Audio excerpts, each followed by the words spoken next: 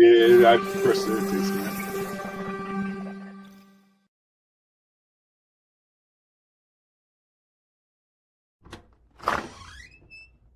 You're done here. Grab your shit and get out of here. You're fired.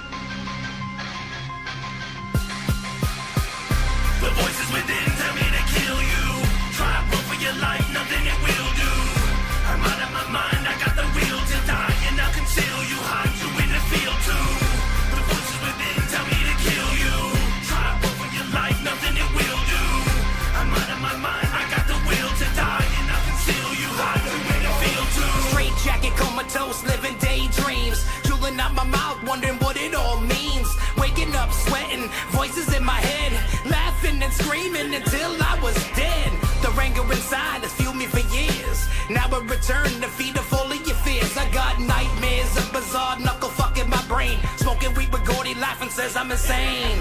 He said you better not listen to the voices within. They gonna eat you up, peeling up your skin. I got startled as I'm approached by fury. Voices told me to move along, that I better scurry. To possess my soul, walking through the woods all night. I'm fighting these demons that have left me in fright. Everybody told me I was fucked in the head. The voices told bizarre that I was better off dead.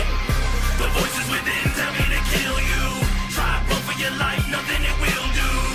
I'm out of my mind, I got the will to die, and I'll conceal you, hide you in the field too. The voices within tell me to kill you. Try run for your life, nothing it will do.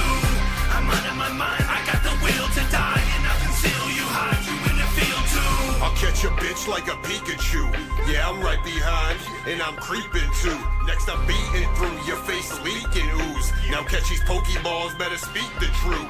The voices in my head, yeah, they told me to do it. They also told me that you mostly a nuisance, that never can do shit without looking stupid. I really hate your guts, dumb slut, I'm ruthless. They call me Etherin, again, nice to meet ya. I'll lure you inside, there was never no pizza. It's you and me alone, didn't mean to deceive ya. That's a lie, ready, bitch? Time to teach ya. You broke my heart, now I'm breaking your jaw. Setting fire to your car, dragging you under the stars. Laughing loud as I applaud, watch you stand up in the bar. Oh, we every single thing. Bitch, you should've never called. The voices within tell me to kill you. Try run for your life, nothing it will do. I'm out of my mind, I got the will to die, and I'll conceal you, hide you in the field too. The voices within tell me to kill you. Try run for your life, nothing it will do. I'm out of my mind, I got the will to die, and I'll conceal you, hide you in the field too. I hear voices and I can't escape them. Make a choice, shit, I kidnap, kill and rape them. A product of my environment. On some violent shit, wire lips shut, hit his guts, I'm getting wild with it. Hide is likely gonna get your wife and child hit. I'm in a crisis, midlife as time ticks. You might just die right here tonight, prime time, bitch. Talk to my own mind, right Gordy, you got this. Knock, knock, who the fuck is it? Bizarre from D12, about to fuck 20 midgets. Yeah. I'm a murderer, who wanna ride? I'm a ghetto nigga, still hang my clothes outside. I took DMT and left this earth. The afterlife, they call me Papa Smurfs. Get some Sebastians, I need a clinic. You got a 4-5, I run up in it. I believe in God, but I still eat ya. 20,000, I'll smoke this preacher. A rapist on the run, I'ma go inside. Just rape this little white girl, catch me outside.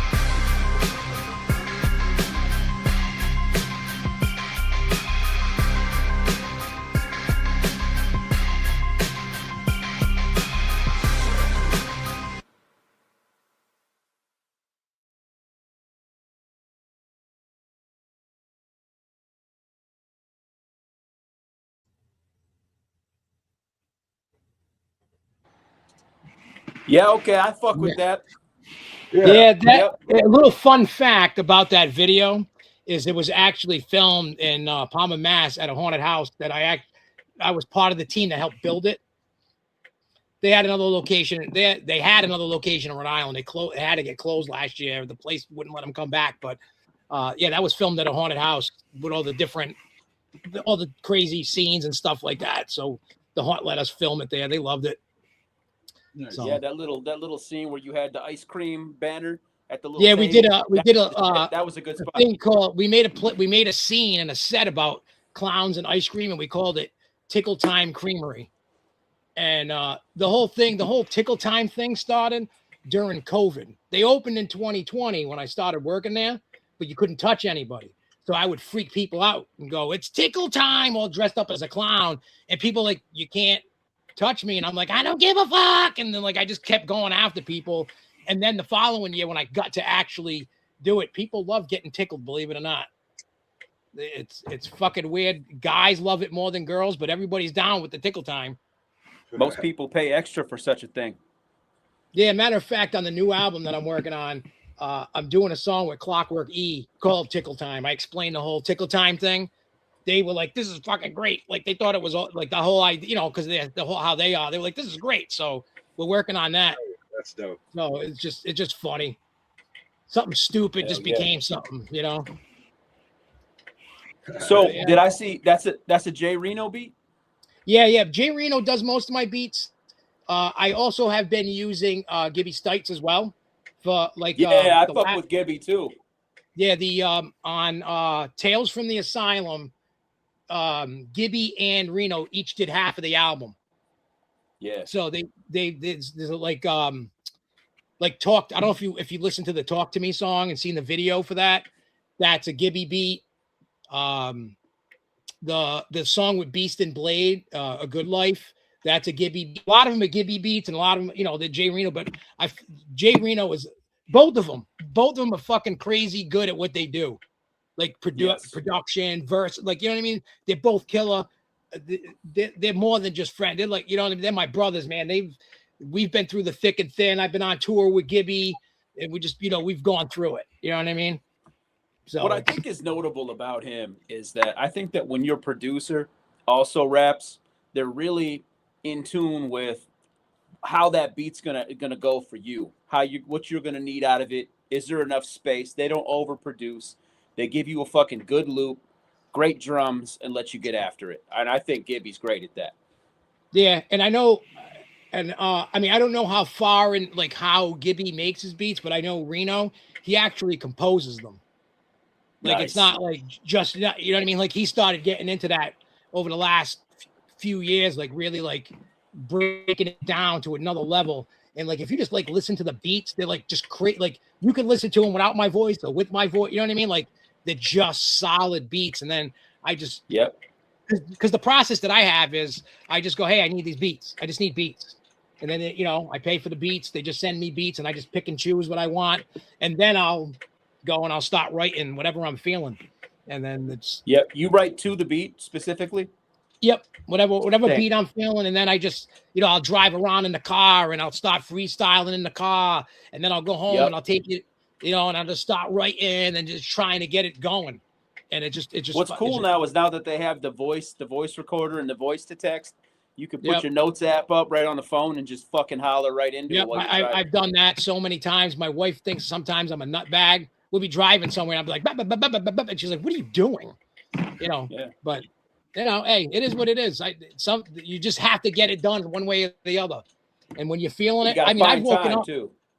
Yeah, and Jay Scrub, and I know he's in here, Big Dirty Scrubs. He's the one that got Dr. Gigglez known. Because back in 2001 is when Gigglez came out. So this is the 25th anniversary of Dr. Gigglez this year. And he says, nah, you would have. I'm like, I don't know if you guys remember Riders.com back in the day. Yeah. I don't know if you're familiar with that. They had a little record label. I was on it. McNasty was on it. There was a bunch of people on it back. We all came out around the same time back then. And he was working with them, and he told them, and he was finding artists for him, and he's like, you need Gigglez. Blah, blah, blah.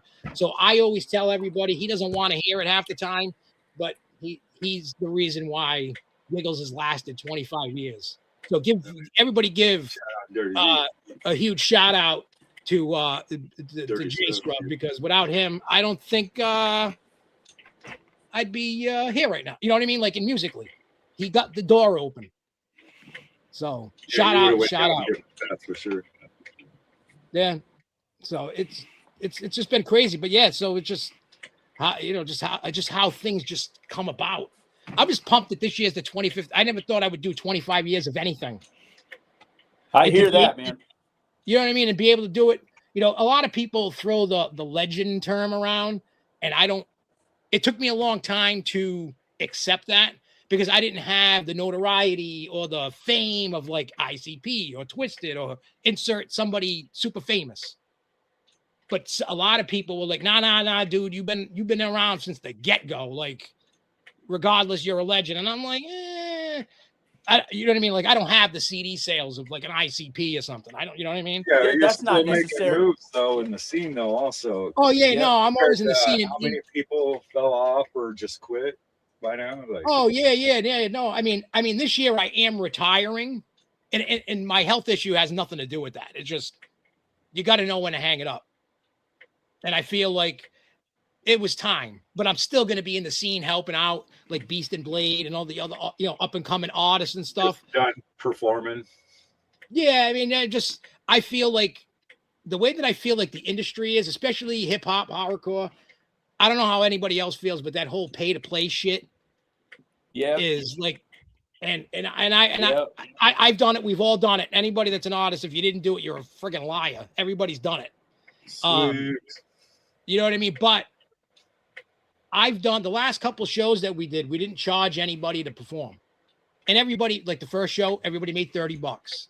Then the next show, everybody made $80. You know what I mean? So like we were drawing people little by little. The club was getting paid. Everybody was happy. So that's the way I'm going. I'm trying to do it so that the artists don't have to pay. So many people, it discourages people, like especially when you're up and coming, and you know what I mean, and trying to do it. You don't know what you're doing, and promoters take advantage of these kids. You know what I mean? And I don't think that's right. And I think your stance on this goes exactly about to your point about the legendary thing.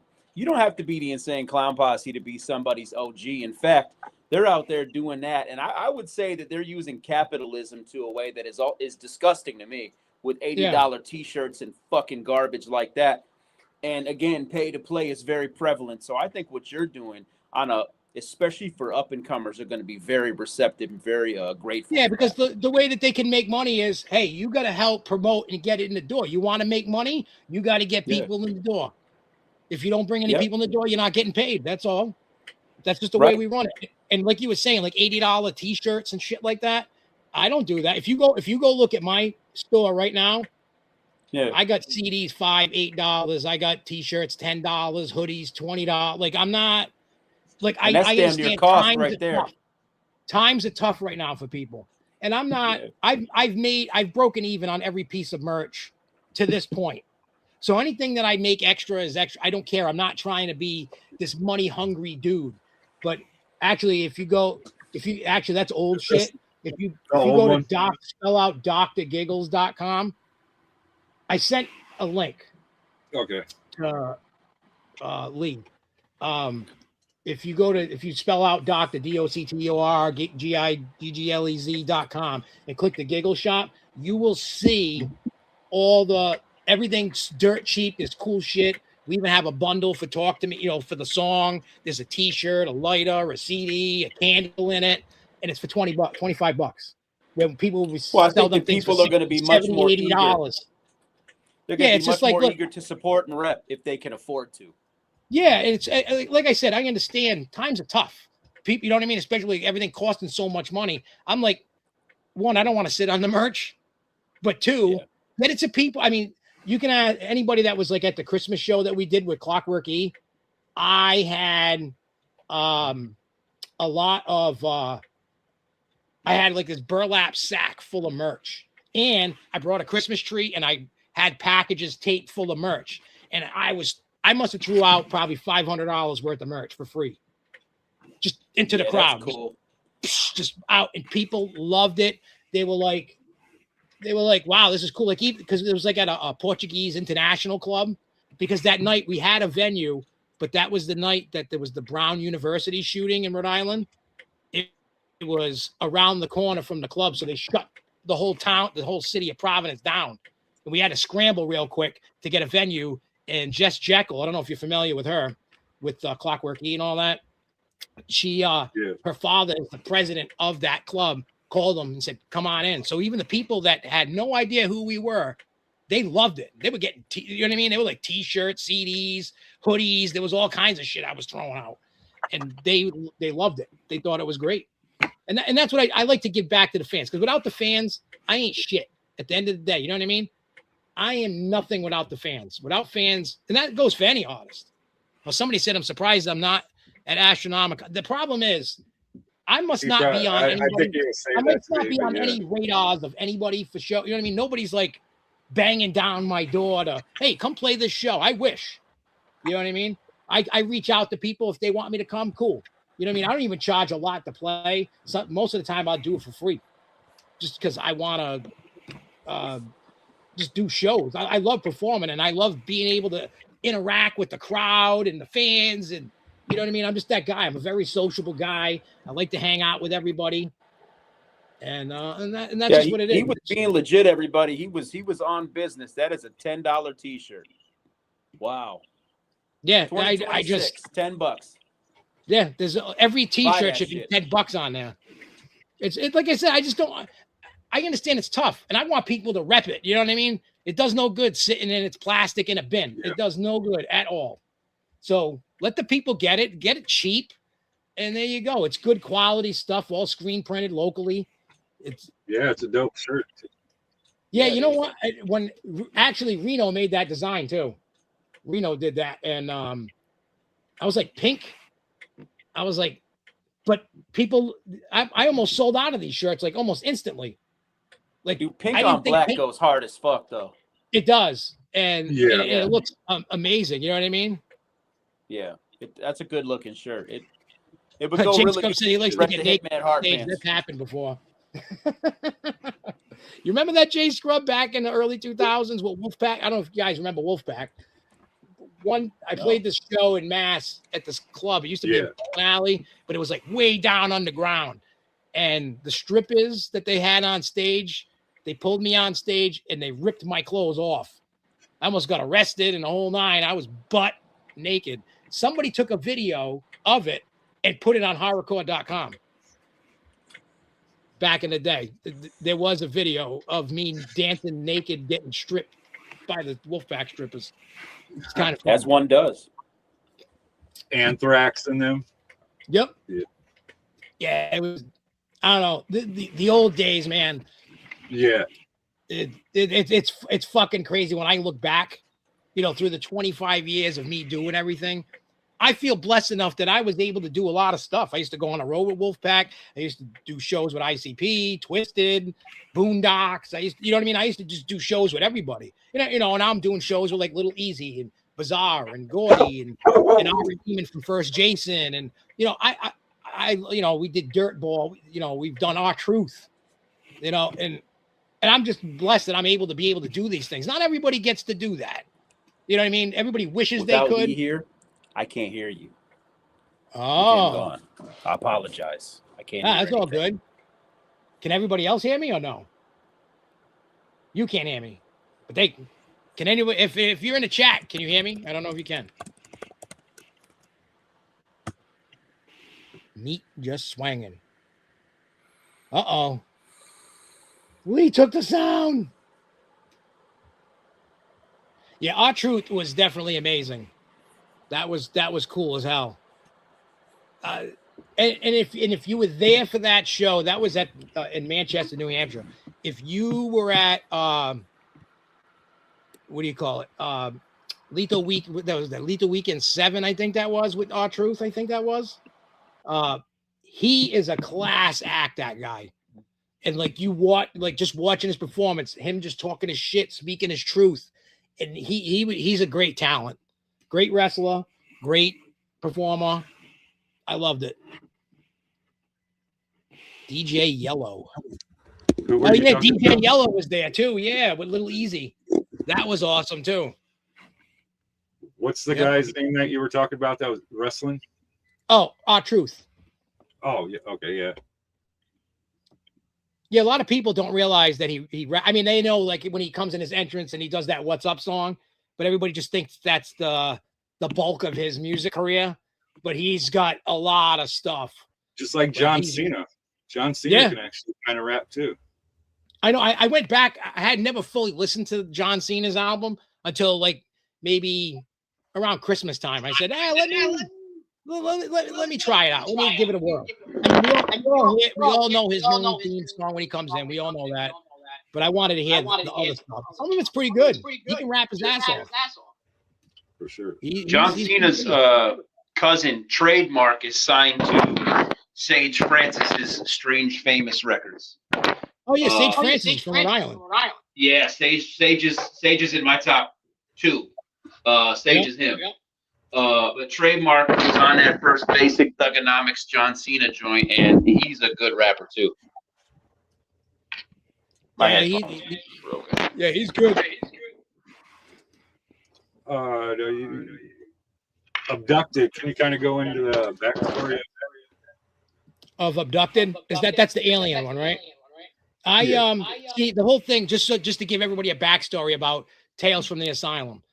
I try to do like a Tales from the Crypt kind of thing. So it's like every song is like telling like a story, like an episode of Tales from the Crypt.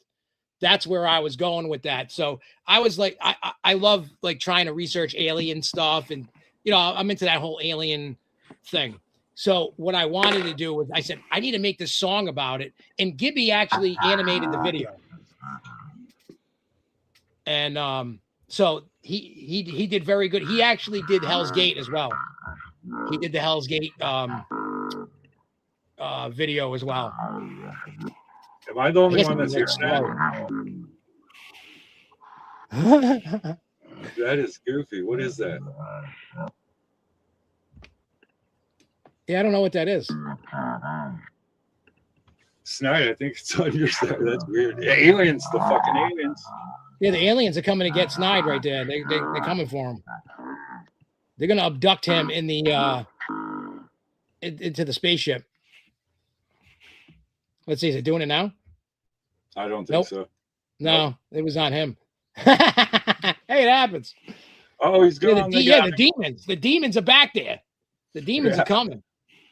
But yeah, so the whole thing, like I said, I love aliens and just like learning about the whole lore about it, what people think about it, and what could be, what could not be. I don't know.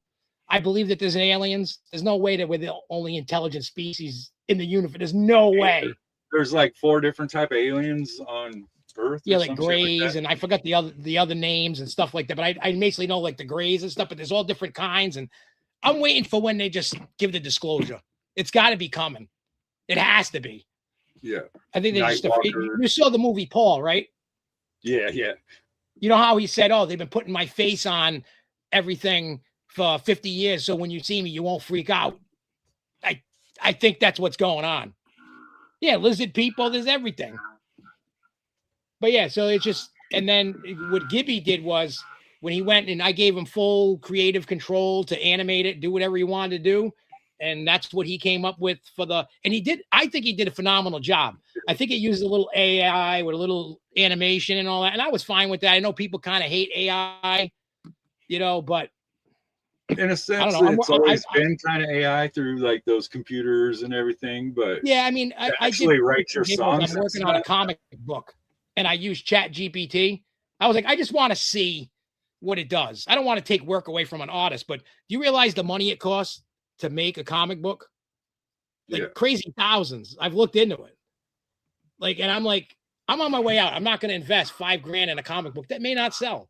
And I just want to make a digital version and put it on the website. I'm not trying to sell it, nothing like that. Just enjoy it. Yeah. And it ties in with Giggleberry. I don't know if you heard the Giggleberry Kush song. It ties in with that, but it's other edibles and Giggleberry Kush characters. And I showed Gibby some of it, and he's like, he goes, I would definitely read this. It was pretty, I type in what I wanted to say, and you know, what I want for characters and all that. And it did it. I mean, it is what it is. And I know there's a thing about AI. People like, fuck AI. I don't want to hear it. And I'm like, for a little stupid little project, who cares? Yeah. It's just a fun little thing that what is that? Dark lettuce? I don't care. Yeah. That dark lettuce is funny. Oh, I every time I see that stuff, I start cracking up. It's really funny. Yeah. Greetings, Earthlings. Tonight's tale is out of this world. Poor Dr. Gigglez thought he was lighting up under the stars, but the stars were watching back. Behold, flashing lights, twisted experiments, and a little analysis of human race. Buckle up, kiddies. It's time to get abducted.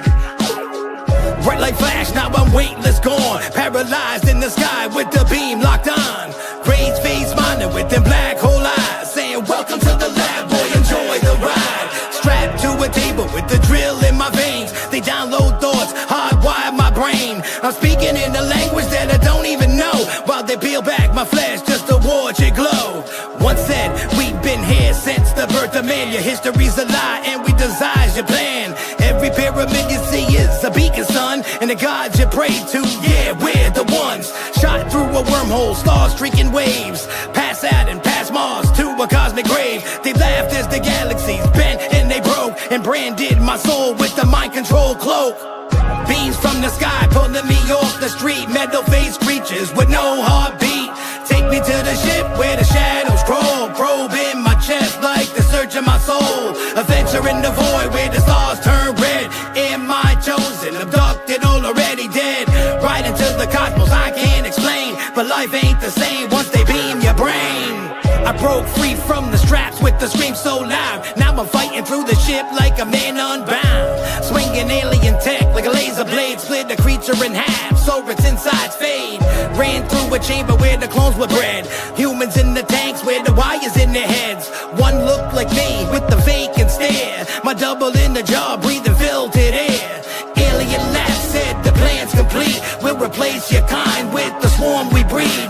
Your leaders are puppets, we pull the strings. Every war on earth was our design of things. But I hijacked the ship, flew it back to earth. Crashed the flames in the desert where the sky gave birth. Now I'm marked with the symbol that they carved in my chest. Half human, half God, never laying to rest.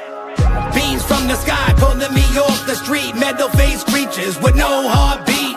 Take me to the ship where the shadows crawl. Probe in my chest like the search of my soul. Adventure in the void where the stars turn red. Am I chosen, abducted, all already dead? Right into the cosmos I can't explain, but life ain't the same once they beam your brain. Crack lamp back now, my mind's deranged. DNA hacked and I'll never be the same. Split in tongues that the earth can't speak. I bleed green goo when I bite my cheek. Crop circle crew got me preaching the word. Beat me up again, let the gospel be heard. I'm the prophet of probes, gotta start a show. Preach abduction like a UFO show. Night sky flash, I can hear the call. Every star blink feel like the mothership crawl. No tinfoil hat gonna block my brain. I'm a hybrid king, let me lead this reign. Every show now feels like a ritual night. Crowd levitate when I hit that mic. If they take me again, I won't come back. I'm gonna stay up there, start a cosmic attack. Beams from the sky pulling me off the street. Metal-faced creatures with no heartbeat. Take me to the ship where the shadows crawl. Probe in my chest like the search of my soul. Adventure in the void where the stars turn red. Am I chosen, abducted, all already dead? Right into the cosmos I can't explain, but life ain't the same once they beam your brain. Well. Looks like Dr. Gigglez has seen a light, and the scalpel, and the probe. But don't sleep too soundly tonight, kiddies. You never know when a flying saucer might be hovering outside your window. And if they do take you, I hope they like the taste of space travel.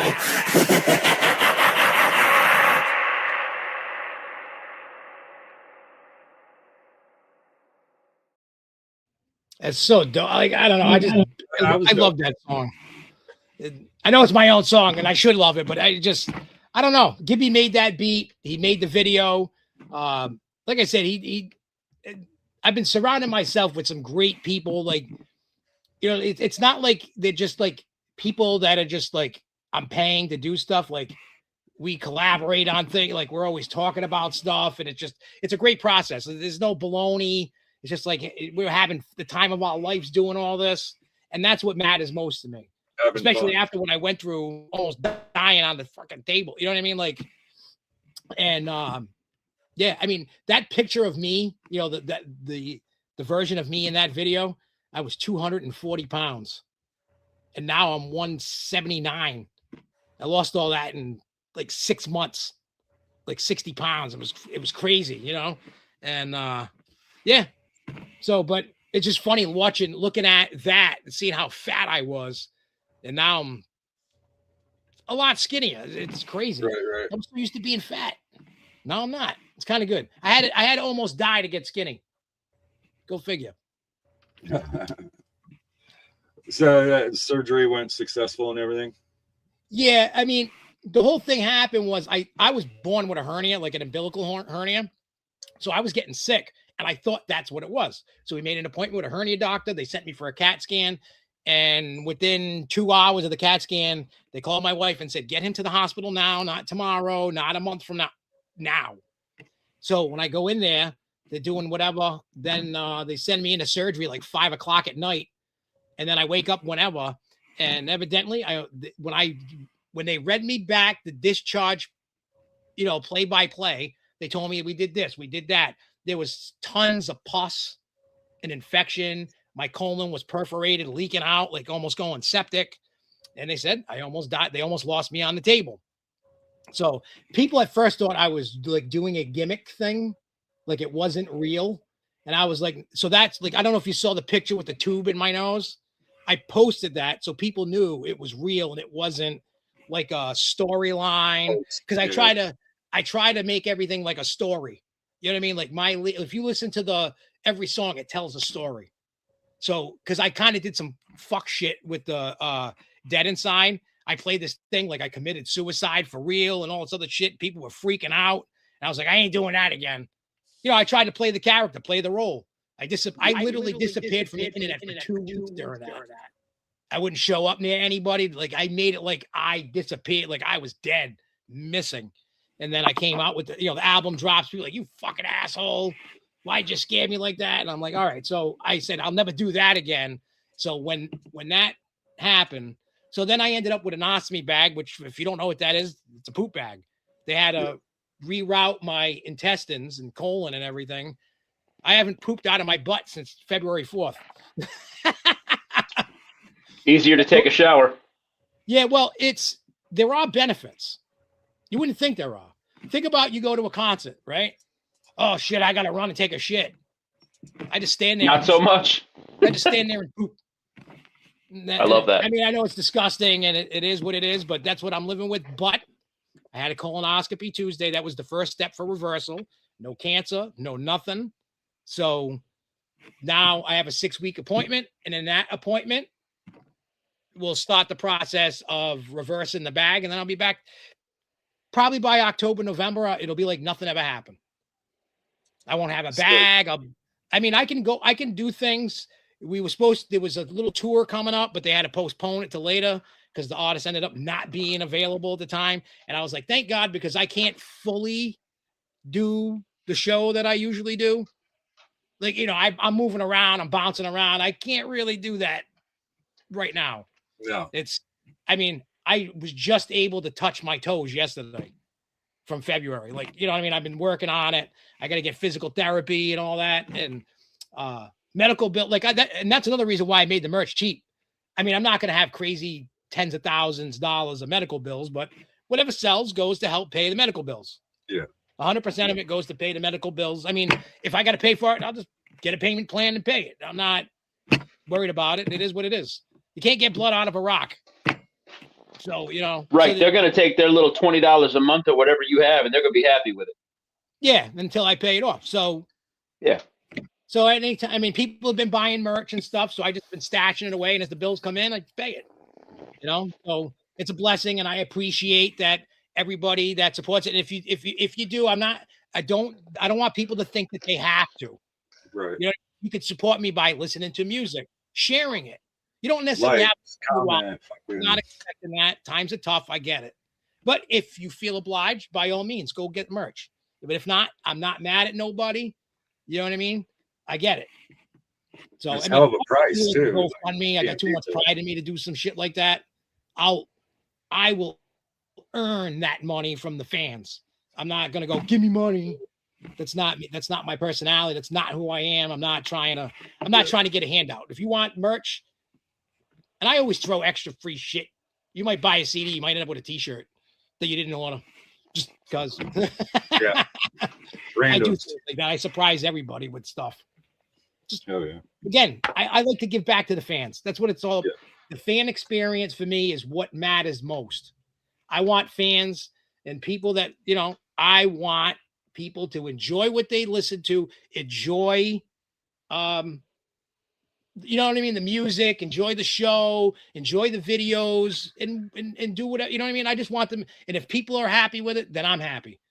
You know what I mean? If somebody just shares a song, it's maybe somebody new will find the music, and that's cool too. But at the end of the day, because of the fans of what they've done for me for 25 years, that's what I've been doing. I've been doing that since the beginning. Even the first show I ever did in 2001, throwing merch out.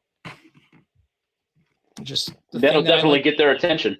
It does, because I did that at the Gathering on the pirate ship when I played the pirate ship, and people loved it. They thought it was the greatest thing. I was flinging CDs and shit all over the place, and then people enjoy it, and it made me happy to see them happy. You know what I mean? That's what I enjoy, because a lot of fans sometimes think I'm unapproachable. Maybe I don't know why, but I tell everybody, come hang out. I'm not charging you for meet and greets. I'm not.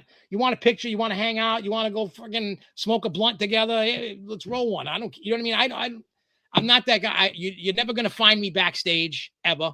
Even if I blew up all of a sudden, you're gonna find me in the crowd at the merch booth, hanging out with the people. I don't. Not gonna hang out backstage.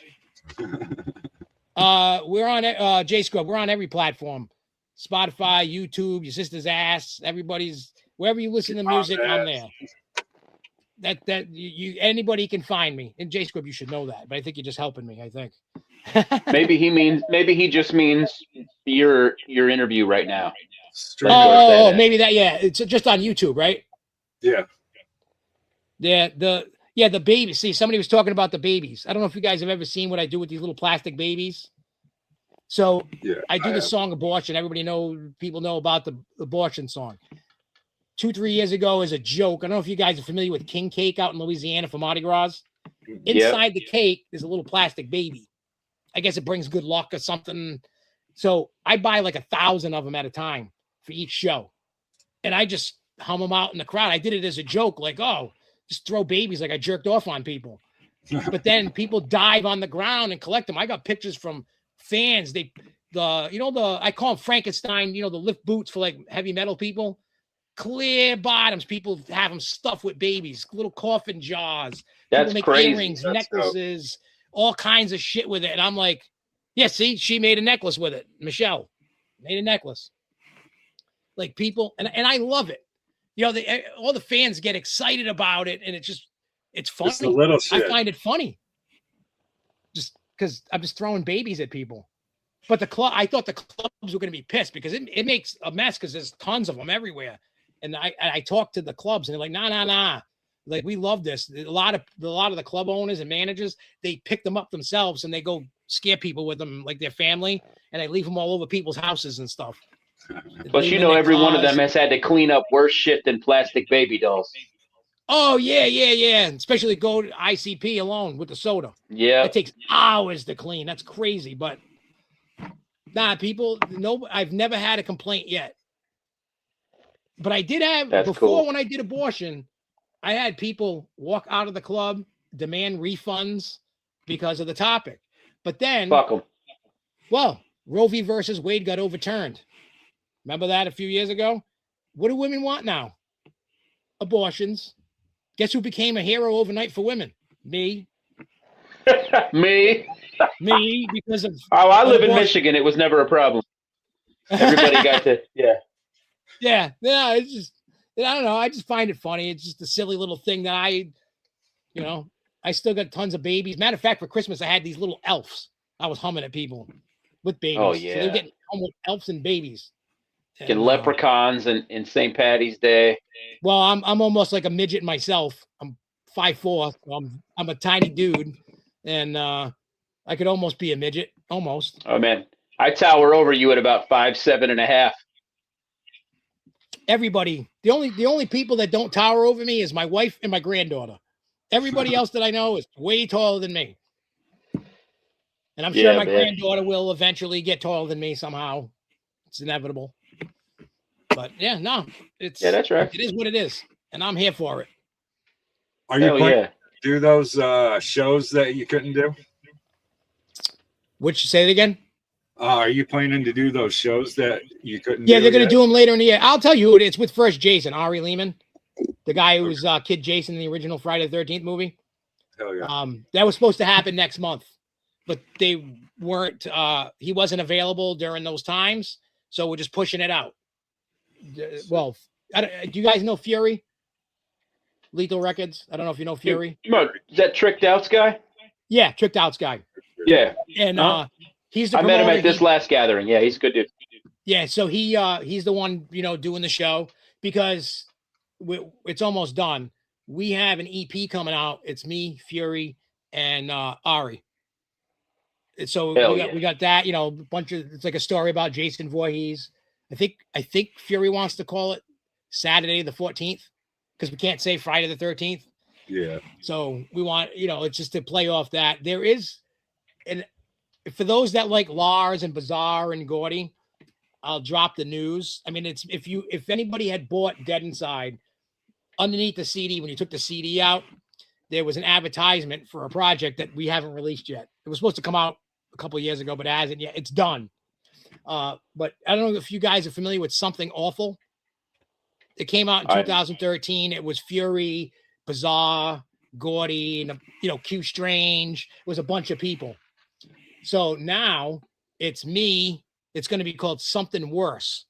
It's going to be me, Bizarre, Gordy, Fury. I know who's on it. Tara Diaz is on it. Super Fun Time guys are on it. Brand new Q Strange is on it. Jay Scrub's on it. Reno's on it.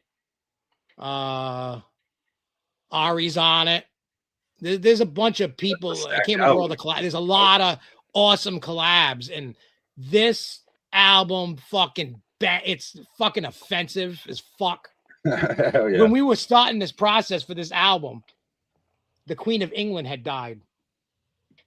So I messaged Fury and I go, can we make a song about the Queen of England? Like we're the ones that killed her.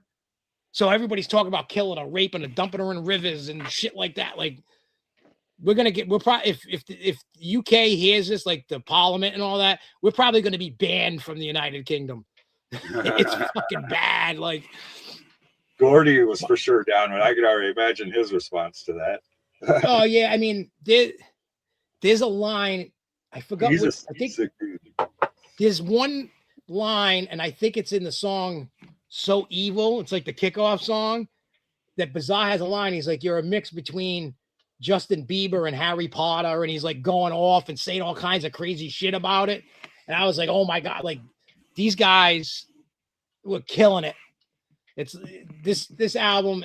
Like when people listen to this album, if you get offended, number one, fuck you. I don't know about anybody else. I'm sick of this PG political correct fucking shit. I'm so tired of it.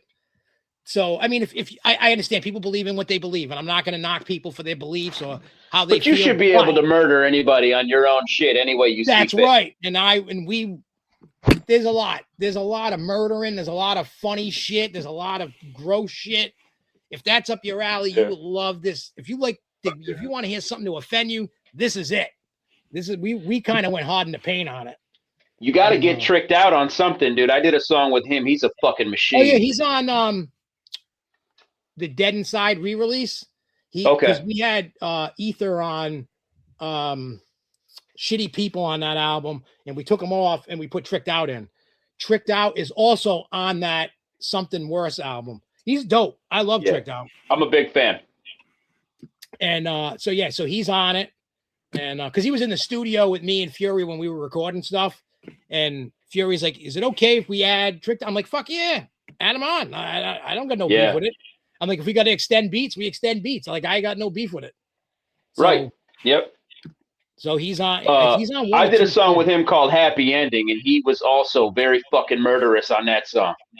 And everything he touches, man, is just vile. It's great. Yeah. No, he's good. He's a good dude. And we when we were all together at the shows, we're all hanging out, smoking, chilling, having a good time. He's a good dude. I like Tricked Out. I don't know him as well as like Fury or maybe you. You know what I mean? I had just met him like last year or the year before. And he's a good dude. I don't have any beef with him. I think he's solid. No, and I like wrestling too. And he actually wrestles rather than just watches it. So I think it's cool to know a wrestler.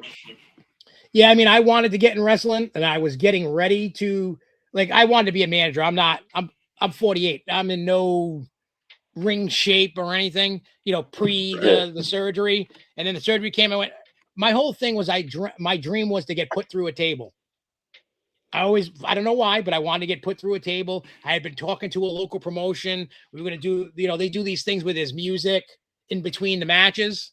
You get 3 songs to do in between the matches. So we were going to set that up where during my set, one of the wrestlers was going to be like, fuck this shit. Come pick me up, put a table out and just bam, put me through a table. And, but now I'm like, I don't think I should be trying to do that right now. You got to have them put all your parts back together before you go through a table. Yeah. I mean, I don't know about anybody else. I'm a big theme park guy. I love theme parks. And I could, but I didn't want to be responsible if this poop bag explodes on a ride and covers people and shit. Oh, you're going to have to shut that ride down for the day. I was like, but it would be worth it to say it happened. Oh, it would. And I would love the media attention, because then I would really play into it. I'd play the whole Dr. Gigglez thing and everything into it. And I'd get Gigglez some media attention, and I'd probably get banned from the park. Shits and giggles. That's right. Done. Matter of fact, speaking of that, this is going early 2000s when I used to roll Wolfpack all the time. You're backstage or in the van driving around talking. And we were talking about, hey, Shits and Giggles. We were going to have somebody in a bear costume be Shits the bear. I was going to be Giggles. And the whole purpose of that bear was just to talk shit to people. He was going to be like a hype man, and he was just going to talk shit, but then we could never make it happen. It was almost a thing, Jay Scrum. Revisit that. I would fuck with that for sure. I know, maybe because when I around we're gonna do Merry Deathmas 2 and Christmas time again, and that's gonna be the final show, the final Giggles performance ever.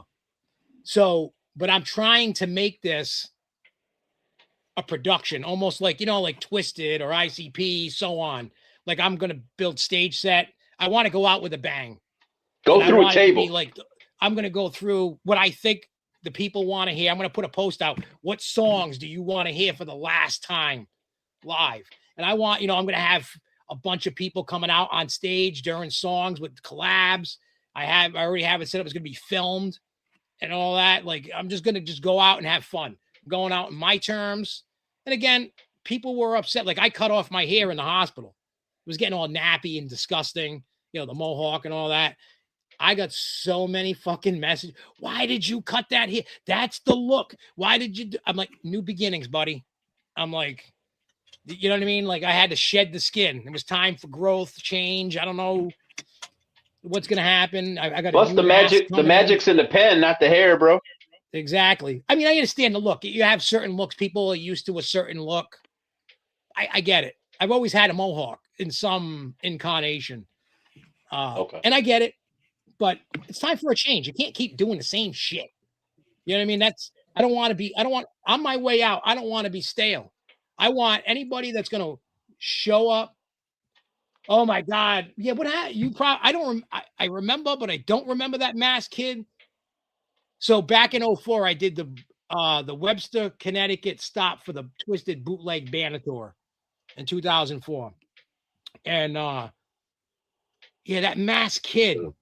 I forgot who it was, but I think that kid was like a dick. Basically, if you know the story better than I do, so many things have happened in life that I can't remember. What's up, Bum the Wicked? Yeah, again, I got to do some cool shit, and I don't really remember so much about. Like, I remember the kid. I don't remember what happened. Oh, okay. So he jumped off the stage and rocked his nuts on the barricade. Ooh. The video, there should be video of that on YouTube, actually.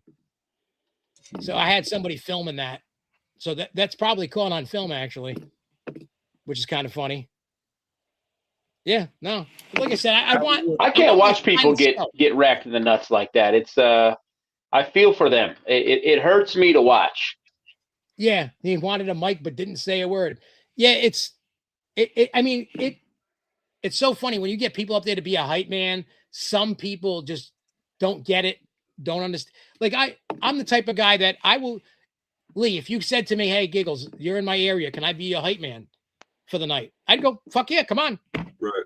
Now, I don't know if you're any good at I don't know. You might drop the ball. You might be fantastic. I don't know. But I'm that guy. I will give people you give someone to try. Yeah, I want my whole thing is I don't make Gigglez and music about me. That's not my thing. I like to bring people up with me. I don't like, even if I get to a certain height and people are down here, I want to bring them up here. I don't want to keep them down here. No. I'm not afraid of helping somebody and them get bigger than me. I don't care about that. It's that old exactly. I'm not that guy, because I would be proud to know that I had a hand in helping that person get to where they needed to be. Yeah. That's why, like Beast and Blade, they're new. They're from Rhode Island, and I fuck with them. You know, we've done shows, and I've gotten to know them, and they're fucking great guys. Now, are they on top of the world? And they got a little ways to go, but I told them, even when I'm done, I said, I will be there every step of the way to help you, whatever you need. And I'm not even charging them to do it. I want to still go to the shows. I still want to have fun. Yeah, but that's a thing that a lot of people aren't willing to do, because it doesn't put them at the center of the universe anymore. I don't need to. Dude, I've been at the center of the universe for 25 fucking years. It's wonderful to do. Yeah. I think it's great what you're doing. Taking somebody under your wing, giving some of that experience, giving some pointers, some advice. Longlegs did to me from Wolfpack. Everybody's got somebody. Because back in 2001, before I dropped the first album as Gigglez and did the first show, my music had been popping up like on mp3.com and stuff. He found me and he goes, "You're dope. I'd like to work with you." And we met I booked him for the first show that I ever did. And ever since then, we had been friends. I still talk to him. You know what I mean? Yep. And we've been friends for 25 friggin' years. He took me under his wing. He showed me how to do the game. Like, I had to do grunt bullshit work. You know what I mean? For him, he put me through the ringer, but he taught me the business. I had to be the you know what I mean? The roadie. I had to be the mask guy. I had to be the merch guy. You know what I mean? I helped him build stage sets for the gathering. I helped him do all kinds. He brought me in, showed me how to do it. And a lot of people aren't humble enough to do that stuff, man. Yeah. And I feel, as I'm on my way out of being Gigglez as the performer and making music, I want to do that for people. I don't need to charge them. I just want to still be in the game, just in a different way. And I want to see people succeed, because if we don't do that, this genre is going to fucking die. That's why when I tell the promoters, I tell all promoters, even Fury, I tell everybody, me and Fury have argued and had beefs, and we're friends. Everything's good. But I said, dude, fuck this pay to play shit. Stop all this shit. I understand. It's his business. He does what he's got to do. I can't tell him what to do. I said, who cares if they get bigger than us? Because it benefits everybody when everybody is doing something like that and everybody's helping each other. We could be a team. You don't have to be an asshole and hold everything to yourself. That does nobody no good, because you might fall off and then everybody else is left in the dust. So I'm here to rise make everybody rise. I'm not here to. I ain't like that. No, I don't even charge. I love that. Charge for collabs. I don't. Oh, dude, I have spent bad money on collabs, man. Oh, me too. I have too. And it's not what a collab costs. It's the fact that most times you get poor professionalism, bad communication, slow fucking turnaround time, poor quality files, so on and so forth. And it's just, it sucks. It's not worth it, man. Yeah, and that's why I don't charge either, but nobody wants my shit telling anyway. Everybody, if anybody wants a collab from Gigglez, you got this year. If you don't turn it in, or don't ask me in 27 and beyond. But I'm willing to do it, and I'm willing to do it for free. I'm not charging nobody. You know what I mean? I don't care who it is. I don't care if you're friggin' Mr. Nobody Day One rapper. I will do it. Just because I want to see. Because think about the kid that's just starting, right? He's trying to get somebody, and nobody wants to fuck with him. And I'm sure that the dude probably, whoever it is, probably sucks. But if somebody like me went, fuck it, I'm going to do it. That's going to help them. That's going to motivate them. Like, wow, this guy, he's known a little bit, and people are going to be like, hey, I got this guy. It's going to help motivate that person. I don't want to discourage anybody. What I would say, though, is the cutoff where you got to decide if it's worth your time is once you offer that to a person, how hungry are they to get you that beat back, to get you their shit done, and to work with you? Like, I'm not going to fucking drive the bus for you, Junior. So it's like, I tell everybody, I'm like, look, you want me to be on the song with you? I said, have it ready. I'm like, even if you need a week or something to, record your shit and send it, that's fine. Yeah. Have some, don't just send me a beat with nothing going on. You don't know what the song's about. It's okay to, I'm willing to help you. Like I've helped other artists. Like I have to get off my ass. I feel bad. This one dude from Europe asked me like December or November of last year to do a collab. Then I got sick. And I talked to him. I said, look, I apologize. I said, I'm going to get it for you. Don't worry. I still have a little time before his album's going to be done. So I'm going to work on that this coming week for that guy. And I keep apologizing to him. I'm like, I'm just in the middle of this health shit, It's a pretty legitimate excuse, man.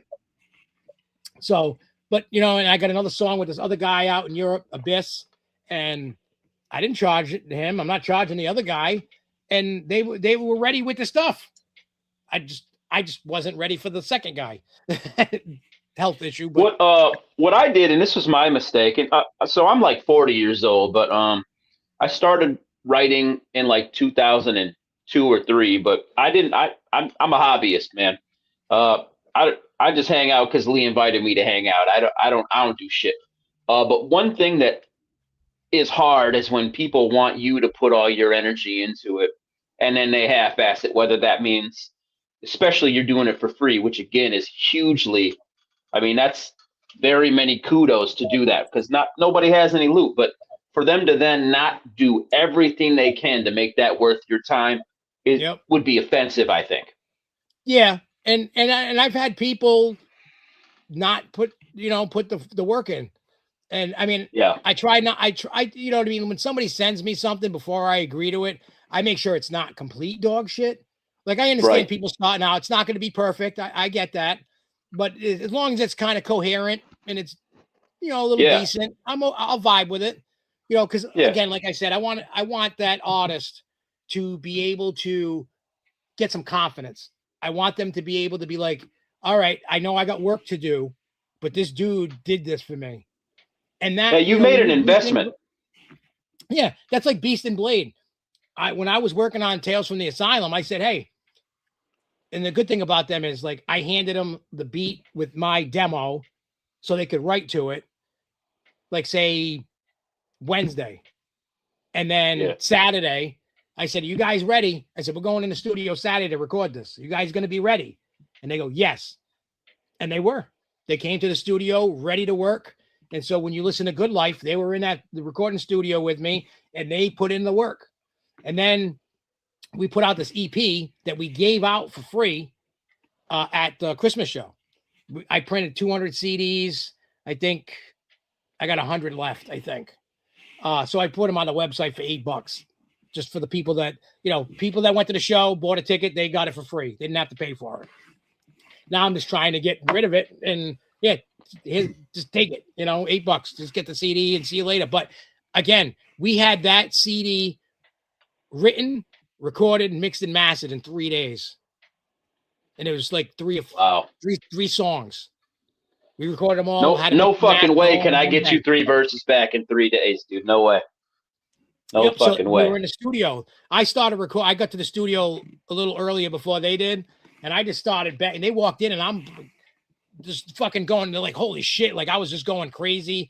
There's, I forgot which song it was. I think it was like Bloody Christmas Bells or something, or Bloody Snowman or something. All of a sudden, I'm like in between the chorus and then somebody's verse. I start like talking, like the beat drops, and I'm talking. And all of a sudden, I have like this crazy Russian accent, but it's like fucking angry. And they were like, where did that come from? I'm like, I don't know. It just came out. It's just weird how things just happen. Yeah. You know what I mean? But it's like, I've been on some of Reno's. I've been on 2 Reno albums. He just released, what is he calling that mixtape thing? I forgot what it is. Dirt tapes? Yeah, Dirt Tapes. I'm on the second one with the song Smoke. Oh, cool. He told me that when it came out, that it was the most popular song on the album, the one that me and him did. It's just a great weed smoke song. I mean, I don't know what his numbers are now on it, but you know, the first couple of weeks, that was the most popular song. And I was like, wow, I'm honored that I'm on that song. Like, you know, Reno's a good dude. Like, you know what I mean? He's come in clutch for me so many times. I can't thank that dude enough.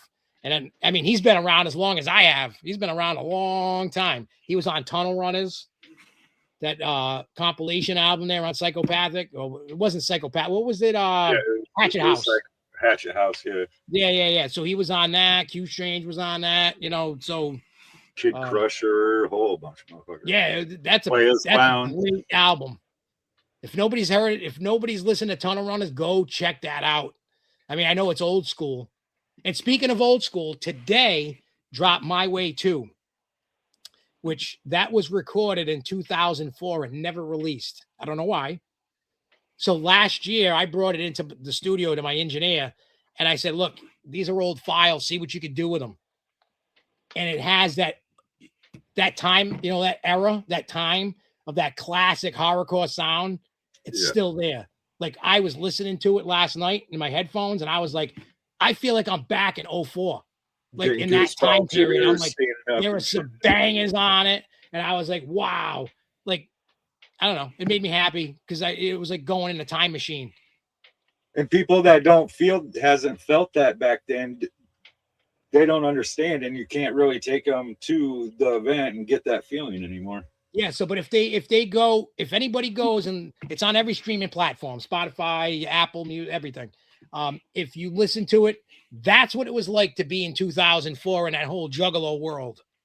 That's what it felt like. That's what it is. And if you want to go down memory lane and feel that magic again, go listen to that, because I mean, as soon as, like, when I listened to it yesterday, it brought back all those memories of that time period that, you know, Rolling Wolfpack, doing the Twisted shows, doing the ICP show, like, you know what I mean? Just going crazy back in the day. And it was just one of those time frames that I love that nobody makes that sound, and it's hard to capture that sound now. I mean, even I can't capture it new now. Like, I can't. No. You just can't, because I made those beats back then. So maybe if I started making beats again, maybe I'd be back trapped in the 04, because I'm not a Reno or a Gibby with beats. They're basic. They're fun. How everything's made is different, all different now too, though. So. Oh yeah, no, yeah. It's just crazy. Just times are different. People are just, you know, it's just a different vibe, and that's okay. Because you don't want, I don't want to go back and try to recreate that time period again. That's old news. I do. I think the music was a lot better then than it is now in general. Oh yeah, no, I agree. It's kind of music. I kind of sound like, you know how like our parents would say, "Oh, your music's crazy. It sounds like shit." Well, now we're doing that. I've been starting to hear myself sounding like that too, but it's fucking true. That's why we sound that way. Yeah, and I know in my music, I'm not saying I am a top-tiered lyricist. That was never the point. I was always story driven. So I'm not going to try. I also feel I'm gonna cut you off because you deserve it right now. I will tell you this: I heard some shit earlier from you, and you the way you said that sounds like it's gonna be basic ass shit. It is not. It's above average lyricism. You're just fine. I'm from Michigan, big dirty scrub. I'm saying, like I'm comparing myself to like a Reno or somebody like, you know what I mean, that has that like crazy, even Gibby, like the crazy lyrical styles. I don't have that. I mean, I'm not, but Gibby's I'm just pretty saying, fucking slick with it, honestly. Yeah. Yeah. So I'm just like, my whole thing was I wanted to kind of, the way I looked at it is I wanted to dumb it down, so to speak, because I wanted to tell a story. I didn't need to be like, you know what I mean? Like I didn't need to do that. You know what I mean? So that's why I was like, I don't need to go that route. You know, I'm not an Eminem. I'm not a Bizarre. I'm not, you know what I mean? I'm not trying to be like that. I like telling a story because I'm trying to captivate the audience and what I'm saying. So, and I felt like Tales from the Asylum, especially, told a lot of great stories. Because like I go back and I talk about Talk to Me. That's like this crazy love story that my wife is this character Wiggles. And in that, hey, what's up? Yo. What's happening? Seeing who the hell he had in here. That's what I wanted to do. And that's what it is. She's a ghost. She died, and I'm trying to talk to her before she, moves on. What's the name of that song? Talk to Me. Talk to Me. And, yeah, that's my kind of shit. James Joyce, I don't know if you're Sasquatch. I don't know if you're familiar with him. He filmed that video in my house, and it was just cool. You know what I mean? It was just he did a phenomenal job. We used a lot of mirror imagery, like to say she's the ghost in the mirror. And I'm trying to communicate one last time to tell her I love her and all this other shit. And then she just disappears. Just poof. So I got to do what I had to do. It was cool. Yeah. That sounds great. I love songs like that. Yeah. You're easily a better lyricist than Bizarre, bro. I don't know. I don't know about that. There's some shit that he says that I don't know. I think Busy does some of that shit on purpose, dog.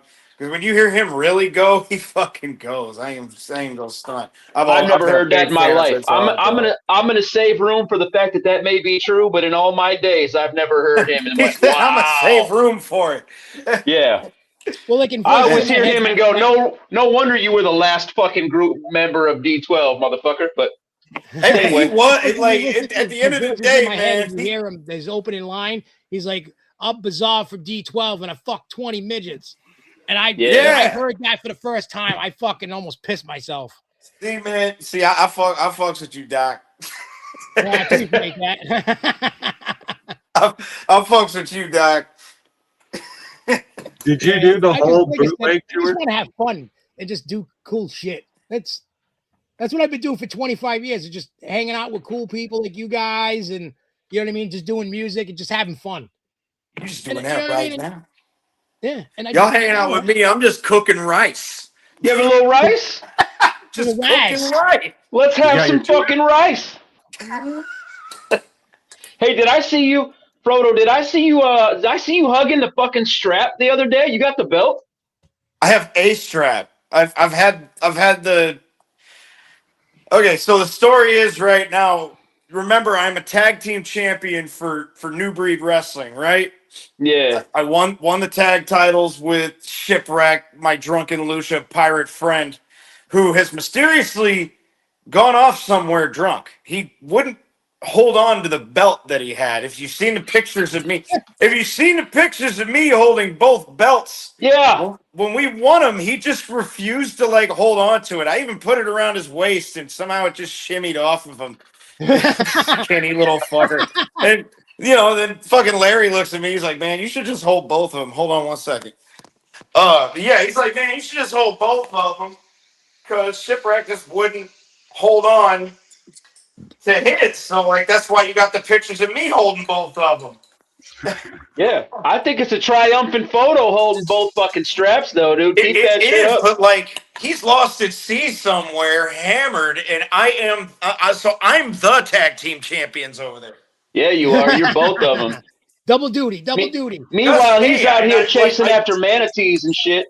I asked a groupie if she wanted to have a threesome, and She's like, with who? I'm like, me and me. Yeah. With the tag team champs, bitch. With the tag team champions, exactly. You get it. And then we'll have some rice. Exactly. White rice. I throw Ooh, rice girl. at them like I throw babies at people. See? I just throw rice everywhere. This all fits. This is great. This is fucking good kayfabe here. This is good content. This is cool. Vince would say, Oh my God. This is such good shit. Now, did you do the whole bootleg tour? No, I only did that. I only got on the bootleg tour because Daddy Longlegs put in a word for me with Twisted, and they allowed me. Oh, Legs! Hey, my dude. Yep. So I gotta I'm say, in Daddy that Longlegs did a band. lot for me. You know what I mean? He did a lot, and I remember one time I was working on Mentally Unstable album, but I had been working on that for years. It took a few years to come out, and I went to his house and I stayed there for a week. He had a little studio in his house, a booth and everything, and his mom was a hot ticket. Every morning she'd call him and she'd have a platter of breakfast for us every morning. But then I'd go up there. Yeah, and but his mom died a couple of years ago. I was a little bummed about that. That's sad. I mean, I asked him, I said, "Are you going to do any more music?" And he said he was thinking about it, but dude, they were working on something at one point. Like, he talked to me about it, and then it just never took off. Buddha's killing the game with this fucking book of his. Like, he just dropped with the Thundercats. Yeah, dude. He's fucking. He's got this whole like unofficial guide. Leg's been helping him with it. Leg's been helping him with it. Yeah, and he said, though, at one point he said he was gonna, because what happened was, like, I guess with his mom dying and everything, he found God. And he started doing that before she passed. I as a witness to that myself. He was I mean, he was slowly creeping toward it, but I'm not surprised that like really set him towards that point. Yeah, because he goes, I'm thinking about bringing back Wolfpack, but make it like Rage Against the Machine with a little bit of a religious undertone to it, and I was like, hey. No. I was like, he didn't mention that to us. Yeah, I was like, oh no, I think that's just called Creed. Yeah. So he said but I don't know if he's working on anything. I don't know, but I just I haven't talked to him in a little bit, maybe a few months, but I usually talk to him pretty regularly. Last I knew, he was just helping Buddha with the book. And it's so funny with the book, but you know what? He's killing it. I see it all the time. He's at like all these toy shows and all these other things. Like, he's just murdering it. Like, I'm so proud of Buddha that he did that, and he's killing it. I tell him, I'll message him once in a while. I'm like, I'm watching. I see what you're doing. I'm like, keep doing it. Oh, those are my people, man. That's family to me. I did a Twisted tour with those guys. That was great. Yeah, like I said, he has done so much to me. Like, when I think about over all the years that I've been doing music, and probably a little over half of my music career was riding with Wolfpack, doing a lot of stuff with them. And I know they catch a lot of flack because of this, people this say, here, this and that, he's that, and a whole lot of shit. And I'm like, well, that's your opinion. I said, he's a good friend of mine, and the things that he's been accused of, I never saw happen. Same. And I've seen a lot of shit. Yep. So I'm like, you guys, it's he said, she said, I don't know. And I'm not gonna go, well, he's a bad guy, because it's not proven. You know what I mean? Innocent until you're proven guilty. And it's not, I don't think it's what it really is.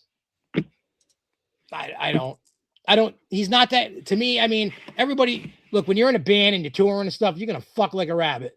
It's just how it is. I hear all the shit talking stuff, and it's like, the fact is that, like, the year that I was like really rolling with them hard actually did something for me. Like, it took me like on like my first big run around the country, put my name in a lot of people's ears. Like the first show on that Twisted tour I did with them, man, like the first stop was in Utah. in Salt Lake City. Took us days to fucking get there. It was crazy. Well, Legs and Buddha and Kitty all flew in there. But anyway, so fast forward after that tour, I go back out on. I did a couple tours with ABK, and then one of those tours, we went to Ogden, Utah, and it was literally at that point because like Razakel couldn't do the whole tour. It was literally just me and ABK for the rest of the run. And turns out that people had showed up that remembered me from that show I did with Wolfpack at the complex in Salt Lake City. And this is like 2 years later. And people showed up with Wolfpack shirts in like quite a few of them, man. And all of them not signed by a single member of the band until they got in on the meet and greet and shit, you know? That's crazy. Killa pulled me in there for the meet. He's like, dude, you got to be a part of this meet and greet, dude. You drew. Like, fuck. You know? Yeah. One of the Lethal Weekends I did, I can't remember which one. It was like maybe 2 or 3 years ago with Fury. Now, Man, I back in love Fury. That's my dude, 2002, we had done a show in Providence at the old Lupo's Club, and we almost sold it out, which was fucking phenomenal for us because that was a 1,200 person venue, and we sold about 850, 900 tickets. That's and somebody brought the ticket from that show to the Lethal Weekend show to show me that they were at that, and they had me sign it. They kept that fucking thing for 20 years. That's a hell of a piece of memorabilia there. Yeah, I have. Fuck I yeah, actually, dude. the girlfriend, the baby mama I had at the time, she worked in a mall, and that was back when you could go to like JCPenney or Sears and buy concert tickets back in the day, around that time. So I gave her the money to buy my own ticket because my name was on the ticket. That was the first show that my name was on a ticket, and I wanted it. I still got the ticket. I have it in a frame still. But it's again, Wolfpack. I don't know if you remember do you remember Hysteria? Back in that time frame, back in the day? They were from Jersey. And I joined them in 2015. Funny story about Wolfpack and this group Hysteria. We did this show, I think it was 2004 at Peabody's in Cleveland, Ohio. I don't think that club exists anymore. No. Wolfpack was the headliner, and they were taking a while to get there. You know how usually they are, because I believe it was Jade's father had just died or something. And eventually they just called and said, we can't. Oh, we're going to be late. They said, stall the show. Well, Hysteria went, fuck that, headlined the show and ended the show. They were like 30 minutes away. Good grief. You know, we could have stalled it a little bit. You know what I mean? And they would have been there. Wolfpack rolls up. Everybody's filing out, and they're going to me, what the fuck? And I'm like, you need to go talk to them. I told them exactly what happened. Like I could like picture this whole reaction too. So because Daddy Longlegs didn't go because Jade didn't go either because they had the rest of Wolfpack there. So if you remember Hate and them guys, that was during that time frame. Right. I joined them in 2015, so it's like there's a lot. That was way before that. But the Hate was a big guy, and he friggin' got the lead guy from Hysteria, the Rappers, on his fucking knees. It was he fucking punched that dude in the face so many fucking times, and still made that Hysteria guy pay him. Fuck yeah. For showing up, and he goes, we told you to stall the fucking show, and you didn't. That's the old ways. But hey, man, at that point, and he's like, I ain't got the money. And he fucking bam, fucking. He goes, what? Man, no, at that point, I know a lot of other artists probably would have handled it not necessarily the same way, but similar ways. Like I know other guys that like hey, yeah, if we don't do they'll be mad that they didn't get to do their performance because this is their fucking bread and butter. It's what they love. And then two, if you're trying to shirk on the money and they already came from that far away, you might be getting shook down, bro.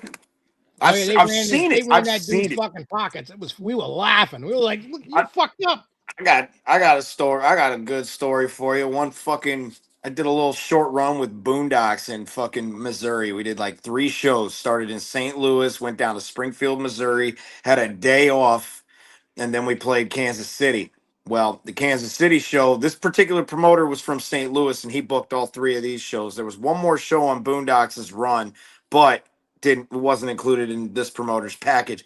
This promoter, unfortunately, was the reason I was on the show, but he also owed me, and he was trying to weasel his way out of, paying me back. And I'm still gonna catch him slipping one day. It's gonna be funny. And I got more stories about this fucking stupid Danny Bonaducci looking motherfucker. Yeah, no, yeah, for real. So at one point, we're at the end of the show. We do the show. Me and my partner Beast Mode, we're out back, and we're just talking, and we realize that we get wind of the fact that the hotel hookup had like shut off all the cards. So everybody on the tour is like, not only is Boondocks, is cousin Cletus, and Shaggy's brother Trey Pound, right? Oh, I know Trey Pound. Yeah. So he's out there. This is when I met him. Me and him been buddies ever since. That's my boy. I figured you knew Trey Pound. You'd be hanging with Fury. Yeah, well, they did an EP, and there's a song, something Graveyard or whatever. It's me, Trey Pound, and Fury on it. Right. It sounds dope. So anyway, we catch wind that the hotel, they're locked out of their rooms, and they got like all their stuff in there, mad bread in there, like there's all sorts of shit. And the promoter who rode with me from Springfield to KC is trying to get me to just fucking dip. Right? So at one point, I literally handed Boondocks' tour manager the keys to my van just to show, like, hey, I'm not leaving. This dude's trying to hustle me out. I just had a good night in front of a good crowd. Everybody that came to see the show was fucking with me, and he's trying to like hustle all of us out. I'm like, dude, we got a van full of people. Not all of us are ready, and I know what you up to. So at one point they cornered him by the fucking truck and trailer that they had been riding with, right? And they had this big muscly motherfucker with him, like this, like fucking not an ounce of body fat on this dude, but he's like stupid cut, like had like muscles in places that like I'd never seen in my life. So they've got this extra intimidating motherfucker there just because there was some threats made to some people, and that all got resolved before the show anyway. But they had gotten a heads up, so they hired that guy in case shit got weird. But shit got weird in a different way, and they had this big intimidating motherfucker, and they cornered this dude between the trailer and the truck, and they said, dude, you need to fucking pay us what you owe, or you're gonna hop in this truck with us, and we're gonna go for a ride in the middle of nowhere and break your fucking legs, run your pockets, and leave you there. And I'm just sitting here thinking, I'm like, dude, they know where the fuck we're from. So if we decide to fucking run, they got nothing left to do but fucking come after us. And it just happens to be the direction they're going next. So dude, they fucking he emptied his pockets. They ran his shit, and he's like, open your vans. Like, so I, the tour manager gave me my keys back when he realized I wasn't on no fuck shit. So unlock my van. He goes and sits in the back, and he's crying. He literally tried to like, dude, Freaky P was there for this, Lee. Like, he tried throwing Freaky P under the bus when they first cornered him. He's like, I ain't got no money, but Freaky P's got all the money we made. Oh. And Paul was right there in earshot of that shit. He was like, oh, really? Best believe we pull up to Denny's. We all get out, but this motherfucker and Freaky P and Beast Mode was outside of the Denny's smoking. He can hear Freaky P yelling at this motherfucker with the van shut from the front door of the Denny's. And I know Paul made this dude cry. Yeah, I got a similar story about, we did this show, I forgot what year it was, but it was in New Jersey, right before the Atlantic City line. It was like this bar, and it was just a whole bunch of horrorcore artists, Q Strange, me, a whole Hysteria, a whole bunch of fucking dope people. We were all promised $500 to play this show. Oh no. We sold the fucking bar out. They made fucking crazy money at the bar, at the door. It's time to get paid. Motherfucker we ain't got no money. We're like, the fucking place is full. What are you talking about? You ain't got no money. So a bunch of artists, I'm not naming who, The guy had a brand new Corvette, and I mean had a brand new Corvette.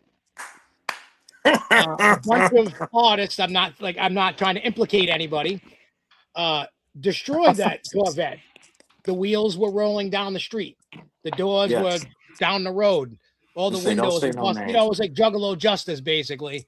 That it was. I mean, literally, like he probably only had that Corvette for like a week. And he had it destroyed, unusable. It was total. The seats were people fucking ripped the seats out and everything. There was nothing. Steering wheel was gone. Gap insurance on that bitch. Yeah, because it kind of sounds like what the fuck you get. That wasn't even that dude's car. We drove all that way. You know what I mean? Everybody's driving out there, spending money. We're promised. We have contracts, and the dude ain't paying. We're not going to go to court and sue you. We're going to fuck you up.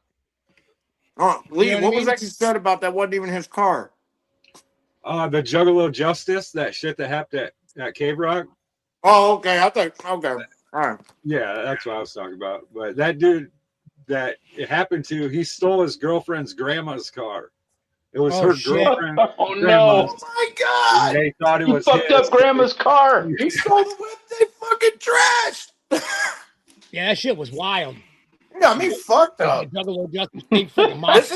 This has happened at like 2 different gatherings at least. Didn't it happen last year? No, I think that was part of the stunt stuff. You talking 24? No, I don't know if it was 25. No, 25. someone got their fucking thing. shit rolled in like 22 or 23, 21, 22 or 23. I can't remember what year it was, but someone got their shit rolled within the last fucking that silver car. Yeah, that was part of the stunt because they were gonna run that dude over with it. The world's Really? dangerous stunt crew. Yeah, and the cops shut it down right before it happened, so they destroyed the car. Oh man, I thought someone got caught stealing. Pedophile did get caught last year though. Fucking beat down through the grounds. I see someone. About the guy that was like taking pictures of the chicks and all that. That dude got fucked up. Yeah, no, yeah, they beat the fuck out of that dude. They sneed off on that motherfucker. I kept seeing videos popping up multiple times a day, every day. Just everybody's walking up, fucking bah! I was like, oh, I kind of wish I was there. Man, we fucked that place up, man. The Juggalos fucked that place up. Hey, just imagine what's going to happen here in Missouri, dude. That place is way too beautiful to have this event. In my state, man. 3 hours away, baby. In the Ozarks? Yeah. Listen, dude, those fucking smooth brains are going to just destroy that area. It's going to be disgusting. Way to put it. Wait. This is the first and only year it's going to be in Missouri. Those fucking smooth brains. Hey, you guys, they're never going to let you motherfuckers back there, dude. I'm going to take Springville, Indiana. I have no idea. Last year was my first and last one. That's the thing. They leave Cave and Rock, or not Cave and Rock. They leave Legend Valley for 1 year for whatever reason. Fires. Then they go and they do a gathering somewhere else, and then that place don't want to let them back. And then Legend Valley's like, oh, here. Dude, the way that they treated the property last year was fucking despicable, dude. It was My bad, God, dude. It was a shameful, shameful thing, dude. Every one of you motherfuckers who took part in that was disgusting. Shit all over the place, dude. It was nasty. Yeah, I mean, I get everybody's wilding out, having fun, and I'm not the anti-fun police, but I'm like, no, tone it down just pick a up your little trash. bit so you can I'm not saying don't have fun, but no, really not at all. Destroy the porta potties and destroy shit. You can have fun without destroying it. Exactly. Were you not having a good time before you blew the fucking bathrooms up, dude? Come on. Yeah, I know. It's like, I mean, I feel bad for Psychopathic for that reason, because like they're putting all this money out, and they tell the Juggalo cut the shit, and they keep doing it. I get it. People are partying, having fun. I'm not here to friggin' spank the people. I'm not a parent to them, but come on, have just a smidge of respect, because you could. I mean, I watch people partying without destroying shit. And have a good time doing it. Yeah, I mean, I get it. It's part of the culture. I understand. You know, I've been I've been around it since '95, so I get it. You know what I mean? Dude, fuck that. Yeah. If I see someone doing that this year, I'm fucking knocking them out, dude. I'm not even going. No fucking way. I mean, I Throwing wanted to go, those but fucking Galaxy gas tanks. When they got empty, they fucking threw them into the crowd. Fucking unopened cans of beer. Fucking people are getting their shit split open. Oh, yeah, it's crazy. If I was one step closer to the dude in front of me, I would have fucking took that shot. Yeah, it's. I gotta say, I was lucky though. Every time I performed at the Gathering, I didn't have shit thrown at me, so I was happy about that. People were vibing with it; they didn't fuck with me, so I was like, "All right, this is cool." Because like I really enjoyed the smaller stages a lot better. Anyway, I thought that they were superior in every way. The music was better. Because it's always hit and miss on the main stage when you know what I mean. Yeah. Sometimes you get a bunch of great artists, and sometimes you get some shit ones. I mean, just got to spin the wheel. Well, I mean, of course, performance out of a good artist. Yeah, well, the Tech 9 set last year was immaculate. Everything about it was good. I don't like the live set. What? I don't like the live band behind him. Yeah, I love it because I seen him last year with Hollywood Undead in Providence. Yeah. And that was the first time I seen him with the live band. I was like, that ain't it. And like my brother is like a Tech 9 fan. And I had taken a few videos and I showed him. He goes, fuck this shit. He goes, that's not tech. He goes, that's not what I want to hear. He goes, I want to see him how he always was back in the day, not with a live band. I think though it makes it a little bit different from the rest. Like for example, many of the main stage people, they just do karaoke's over their full show mix, like their whole song is playing, and that is fucking garbage. And the biggest offender is the Insane Clown Posse. Yeah, I mean I do that too sometimes, but it's only because the older songs we didn't think about show mixes back in the day. Fair enough, and shit I don't happens. have the beat, and I'm like, fuck, I got some songs that I don't even have the files to even drop the lyric. You know what I mean? Like but people want to hear it, so that's when I do it. Now, do I put lyrics in the songs when I perform? Yes, but they're way the fuck. Yeah, you and percussion. Hear it, but it's breather parts. Yeah, it's because like because most people, if you don't have a hype man.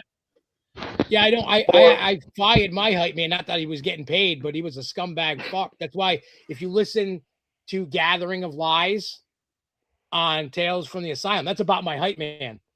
Like I listened to that earlier today. Actually, I did not know who that was about. If you listen to the lyrics, every word of that is what really happened. That's not good. An exaggeration. He pretended to be a firefighter. We were like, the dude's like fucking 400 pounds. There's no way he's a fucking firefighter. You're a terrible firefighter. The beginning of the fire hose. Yeah, I mean, he just the scumbag shit. He fucking owed me fucking gathering tickets plus the flight. I fronted him the flight money to get there. He didn't pay. He tried getting me for food and all kinds of shit. He probably stole merch money. Sounds like somebody. There's a whole bunch of shit because I'm missing money from merch. So nobody likes a fucking parasite, dude. Yeah, no, he's a parasite, and I'm glad he's gone. Fuck that, man. That fat piece of shit. That's how I feel about that. Skinny little piece of shit, also. Yeah. Well, now I went from being the fat fuck now to the sort of a skinny fuck. Not totally, but. Oh, because you're on the ostomy plan, right? That make it hard. Does it change things as far as eating? Well, as far as eating, I can't eat like corn, popcorn, any fruit with seed, like no strawberries. If I want to eat apples, I have to peel them. I can't eat skins, like on potatoes, grapes. There's a lot of food. Oh man, I can't even have any meat in a casing, like hot dogs. No sausages. Yeah, I mean I can have a sausage patty, but I can't have. I actually ate a sausage link, and I wasn't supposed to. Oh, so is it only natural casing you can't have, or any because of the way it's made? Nothing with a casing, nothing. No sausages of any kind, no hot dogs, nothing. But then my fucking condolences, bro. Fuck. Well, there's this thing. I don't know if you're familiar with this. What we call a hot wiener. It's not a dick. It's a Rhode Island hot dog. It's smaller. They put a meat sauce. They put celery salt, mustard, and onions on it. It's not a chili dog. It's just different. We call them gaggers. They're called hot wieners. And I love them fucking things. And I've told the nurses and doctors and stuff, they're like, the ostomy nurse for the bag goes, you can eat all that shit. I'm like, what are you talking? It says in the fucking paperwork that said, do not eat this, because of diverticulitis. Like, don't eat this shit. And this lady's telling me I can. And I'm like, but when Jay Scrub is coming out to visit me later in the year, and he loves eating those hot wieners, and I'm going to take him to the restaurant, and I'm going to eat a fucking hot wiener, whether it kills me or not. I think if I eat one, it's not going to kill me. Moderation, you'll be fine. Enjoy what you like, man. Yeah, that's what I'm going to do. I mean, I can't even eat pepperoni. Holy fuck! I love pepperoni. It's my favorite pizza on the planet, and I can't. I've been stuck eating fucking cheese pizza. It's killing me. Oh, fucking cheese pizza is the most boring shit on earth. Can you eat chicken? When I need a slice, and that's all I can eat, I'm like, fuck. It's better than nothing. Yeah, I'll take it. You eat chicken? Do what? Say that again? You able to eat chicken? Yeah, I can eat chicken. They told me for the first 30 days, don't eat steak because it takes a long time to digest. Yeah. Because, like, I'm not trying to be gross, but when I go to the bathroom, it's not like a normal poop. Yeah. It's very mushy, and it fucking reeks. It literally, I can blow out the entire 2-floor house. Like, the whole house will stink. It's that bad. And, but I think when you're avoiding those foods and you're breaking down fast, again, not to be nasty, but like I definitely do believe that there's going to be a methane release. Just hellish. That's on random. Oh, yeah. And the funny thing is, like, I can't poop a fart out of my butt. Nothing comes through. So it goes in the bag, and you'll hear it in the bag, and the bag blows up. You got to watch out because it could explode. You got like a little fucking steam valve on there? Is that how that works? One brand has these awesome charcoal filters. No, it doesn't. The smell doesn't leak out of the bag, and it keeps it from filling up with air. So a lot of times, like I said, you got to burp the bag. I'm schooling people on how if you ever get. I'd be going around people I don't like and just get them. Well, I keep busting my wife's balls. I'm like, don't give me no fucking lip. When you go to sleep, I'm gonna burp the bag right in your fucking face. Now I'm gonna blame it on you. Yeah. So I just, I make jokes about it, and I gotta find something funny to make it, because it's a pain in the ass. You know what I mean? You're gonna have this no matter whether you have humor about it or not. So you may as well have some jokes too. Yeah. So I just gotta have fun with it, because it's just, what am I gonna do? Sit here, be depressed and sad and cry? I can pretty much live a normal life. Because, like, the first week of June, me and my wife were going on a cruise to Alaska. Now, I had booked this cruise last year, paid it off. The first thing when I woke up from the surgery, I asked the surgeon, can I still go on my cruise? I didn't ask how I did. Can I still go on this cruise? He goes, yep. So we're going to take a helicopter onto a glacier, and I'm going to go hike a glacier. That was what I wanted to do when I went to Alaska. So that's what I'm going to do. You know what I mean? We got a balcony because they said, sit on your balcony a lot because giant whales will hop out of the water and dolphins. And I'm like, I want to see that. Rather than one of the rooms that are in toward the center of the ship, you mean? Yeah. So you got a balcony, you're looking right at the ocean. So that's dope. So I just and a whale cruise. I mean, if you're gonna go, I've never been on a cruise, but I would think to go and see the whales would be more fun than going someplace hot. Oh yeah, I mean, because you're just cruising on a cruise ship, sitting on a balcony, and here comes a big giant like humpback whale just out of the water. That's super cool. Yeah, so I'll take some pictures and some videos of it, and because I don't know when the hell I'm gonna go back. It's definitely something to look forward to, I wish I wish I could get a show out in one of them little towns. Just roll up with my Gigglez gear and just go rock Alaska. And then write off the fucking the cruise tickets because it's a work show. Yep. Hey, I had to take a cruise to get to my show. That'd be cool. It is what it is. Anyway, here's my shit for taxes. Yep, that'd work. Yep, that'd be awesome. I hope you can do that. I hope. That'd be sick as fuck. Sorry about dipping out. My mom called me and I needed to talk to her because Grandpa's in the hospital and just needed an update. I hope he's doing okay. Yeah, he's doing better. He's just resting. Just turns out he's got pneumonia. His immune system's low from cancer treatments, and as far as I know, he was in remission-ish. I don't know. I think there's still like tests we were waiting on the results from. He was done getting treatments. His immune system's still low. Yeah. He's got like pneumonia. Got to again. build back. Yeah. But turns out he's got like emphysema, and he just never told anybody. Like, okay, cool. Like that's really a thing. But like, how healthy? Like, no, the guy's 90 years old, and before getting diagnosed with cancer, he was still like playing like tennis and racquetball and fucking pickleball and shit. He was athletic. He was working out like at 90 years old. You know what I mean? That's fucking crazy. Like, I hope. First of all, I hope I can make it to 90 years old, and I hope I'm still active like that at 90. No doubt. Yes. That's why I'm trying to get myself. I'm sure he's thinking at 90, if I'm active. doing all that shit, I'm still chucking. This is still natural causes to me. Fuck emphysema. I'm not worried about it, kind of a thing. You know, my grandpa was like that. He ain't even a smoker. Like, it's like they diagnosed him with it, but like he don't even feel it. Like, he don't fucking like he had asthma when he was younger. He don't even feel the shit. My mom was just explaining this shit to me. He's like, no one would be able to figure out that he's got something like that going on. But just by looking at him and interacting with him and being around him.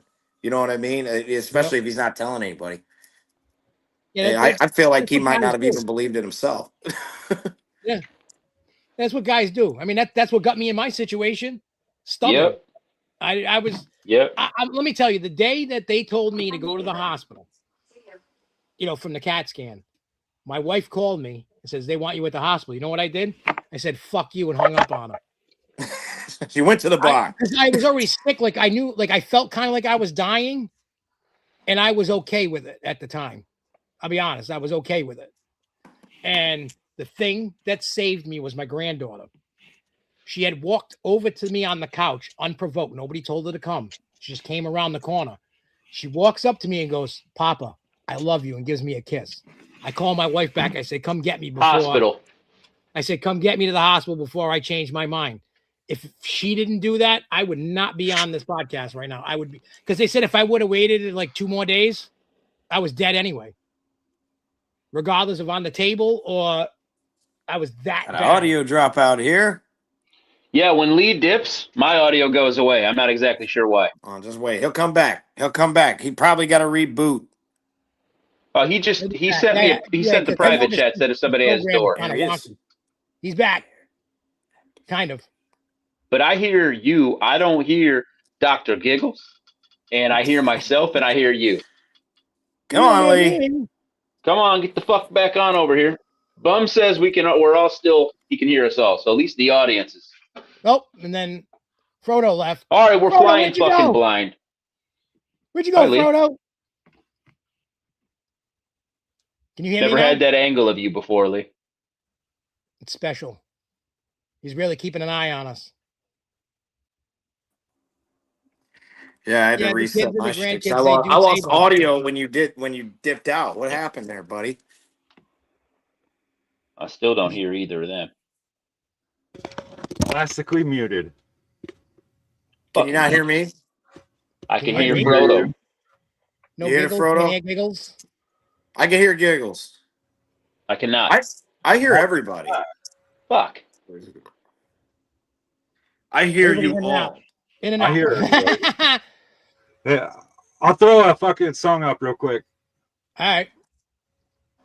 Bum says we can hear Lee. Tonight, kiddies, we take a little trip past the pearly gate, straight down to the flames. The doctor's waiting, the demons are hungry, so grab a pitchfork. It's time to open Hell's Gate. Welcome to Hell's Gate. Bang your head till the walls all break. Welcome to Hell's Gate. Drag you down, we don't let you escape. Welcome to Hell's Gate. March in the fire, let the demons quake. Welcome to Hell's Gate. This is where the wicked comes to celebrate. Kick the gate open, drag them in by the hair. Welcome to the pit, motherfucker, stay there. Dr. Giggles in the mask with the bone saw grin. Split your halo in half, just to listen in. Pour gasoline on the pearly stairs. Light it with the blunt, I don't say my prayers. Feed them to the flames while the choir screams. Hell's Kitchen cooking up some angel wings. I'm the devil's doctor, baptized in blood. Turn the river Styx to a crimson flood. Insane poetry on deck with the blade. We got their souls like a hell parade. Rip the cross off, nail it through your in the field where the hanger hung. Drag your soul down, this is Satan's rave, and I carve your name on the demon's grave. Welcome to Hell's Gate. Bang your head till the walls all break. Welcome to Hell's Gate. Drag you down, we don't let you escape. Welcome to Hell's Gate. March in the fire, let the demons quake. Welcome to Hell's Gate. This is where the wicked comes to celebrate. Come dance with the devil by the lake of fire. Get engaged with my rage, I'm not your fake messiah. It's the Elohim of evil, the people know I can't retire. I love to kill so I remain inspired. A smorgasbord of horrorcore, I am the main provider. My fingers forming the snakes slither like dangerous vipers that strike and bite you, releasing poisonous venom. Send them to Hades where the gates are open in my insane asylum. See, me and Dr. Gigglez are there to meet you, with some carnivorous creatures are right there to eat you. As you step in Hell's Gates where it's dark and gloomy, a new snuff is created, now let's start the movie. Yes, we have captured all the actors involved. It's a hot acid bath for all the rappers dissolved. And the liquid is vivid around these crazies. Ladies and gents, welcome to the party down in Hades. Welcome to Hell's Gate. Bang your head till the walls all break. Welcome to Hell's Gate. Drag you down, we don't let you escape. Welcome to Hell's Gate. March in the fire, let the demons quake. Welcome to Hell's Gate. This is where the wicked comes to celebrate. Well, well, well, wasn't that a hell of a party? Our guests are burned, the devils are fed, and the screams will echo forever and ever. Until next time, kiddies, see you in hell. Motherfucker!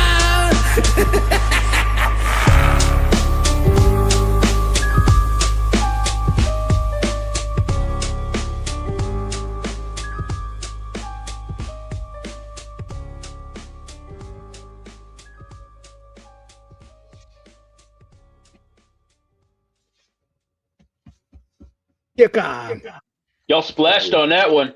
That was good shit. Yeah, there's a video for that Gibby also animated for that too. I can't hear you, Doc. Cool. But yeah, I You gotta refresh your Insane shit, Post buddy. is a fucking cool ass fucking dude. He's just Oh, Psycho's the dude, man. like I love talking to him. I met him for the first time at the Gathering in 24 when I performed at it. We were staying at the same hotel and we bumped into each other and we're like, hey, what up? I still can't hear him. That's probably my shit now. Well, you can't hear me? Hang on. It's not you, Giggles. It's probably his own shit. He probably needs a refresh. Fuck. Mine? Who's saying that? I am. How are you not hearing? I'm I was hearing. not I hear hearing who? everybody. I hear you. Who do you hear? Everybody I hear still? everybody. I hear them all. I hear all things. Have the flamingos stop screaming? Wait. I heard. You hear me now? Yes. Okay. Okay. Fuck yeah. We got it. Anyway, that song was dope. That was the thing. Yeah, like I said, Insane Poetry. He was a good dude. We met at the Gathering, and it was pretty cool. Like he was just a cool guy. And then we talked, and he was like, I was like, hey, I'm like, can we get together and do a collab? Because we did this song called Murder Festivities with myself, him, and Jay Reno, and that song is sick. It just bangs. So then when it came for this album, I was like, I hit him up. I'm like, hey, you want to do another one? I'm like, I got these beats, and I let him pick the beat. And then we just started writing and going crazy. It was, I don't know, I love that song. It just Yeah, that beat was definitely right up his alley for sure. Oh yeah, and that one was a Gibby beat too. Yep, Gibby's I can been tell. killing it. Like his production just keeps getting better. Gibby Sites? Yeah, Gibby Yep. Stites, yeah. His production just keeps getting better and better and better. And I like I said, I feel lucky that I have two amazing producers that just keep banging out beats. Like they just When you have somebody in the nucleus can make a good beat, you just treat them like gold, man. That's your people right there. Yep. In the nucleus. Yeah, That's right. And, What a way to put it. Yes, and sir. it was funny when, like, I've never formally met Reno in person. I've talked to him on FaceTime. I've talked to him on the phone, talked on Facebook. And I think maybe this summer, I think I'm just gonna fly out to Canada and just go hang. We've talked about it. I was like, dude, we've been working, we're like brothers, but we've never like physically ever hung out face to face ever. I said, we need to do that at least once in our life. I'm like, let's fucking hang out. Like I said, I'll fly up there. I don't give a fuck. I said, I'll get a hotel, we'll hang out, fucking smoke, record, whatever. I met Reno at the first gathering I went to in 2010. Like fucking like way back. And then last time I seen him, I think he came through Pops for something. But I got one of his beats a while back, and like Lee, if you're familiar with any of, or if anybody on here is familiar with any of my shit from my Crazy Not Crazy record, Supernatural Sick Fuck was originally written on a Jay Reno beat. But my producer's a picky ass dude. Well, my producer at the time, he doesn't really produce music anymore, but he does my videos. Fucking love the guy to death. He's one of my best friends, but he's very critical of everyone and everything. He kills his videos though. Oh, he does. But and he killed his beats when he was making them too. Because he looked at this beat, he's like, I don't like this beat enough. I'm gonna make a new one. And then he did. And that's the beat you got right now for my Supernatural Sick Fuck track that is on my Crazy Not Crazy record. Go get that shit. Do you have cassettes? Do I have cassettes? Does anybody have cassettes? I buy cassettes. That's what I collect. I will figure that out. I don't, but I know, like, I seen them. They're starting to pop back up. Like, people, like you said, people are collecting them. Well, I found a site. I don't have the music for it, but like you might, that you can like customize the color of the shell and all types of shit. I didn't know that was a thing till recently. I didn't. It's super cool. Like you can have like see-through red and green and shit. Yeah, I mean, I didn't know if there's enough people out there to make them. Like, I don't know how many people are collecting them. Like, especially, I believe if you go through certain places to have them made to order, you won't get too much money for it, but it will. They'll take care of all the business. Yeah, I should look into that because I do want to do a vinyl like that before I bounce out. Like, I wanted just to have at least one of my albums on wax. You know what I mean? Like, yeah. Just and have your copy on the wall right there in front of you. It'd be great. We had Belushi Speedball Vinny in here the other day, and he put his shit on a Game Boy Advance game. So you fired the Game Boy up. Yeah, you fired the fucking Game Boy up, and there was the music video right in it. That's so cool. Yeah, and he makes these things himself. So you gotta holler at him. Yeah. And he might be able to do that and collab with y'all. But I thought that was really unique and really cool. That is cool to be able to fire up a Game Boy and have your music video on it. Right. Yeah. You got that whole Game Boy intro with the dude. Plus, anybody doing horrorcore shit, imagine like that old 8-bit, 16-bit. You pop it up, it's all fucking gruesome Castlevania looking shit. It'd be really cool. Yeah, that is cool. Yeah. I mean, I love that people like so creative like that. Like, you know what I mean? People just trying anything to see whatever they're feeling. And there's been a lot of cool shit. Like, the one thing I was fascinated by is those Precious Juggalos people that paint those statues like up as Juggalos and stuff. I was like, wow. I'm like, that's pretty fucking cool. I would have never thought to do that.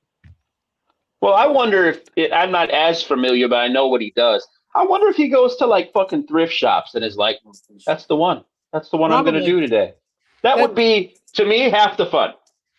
Yeah, just going around finding the pieces because they got some interesting pieces that they paint up that I follow. I think he's got molds.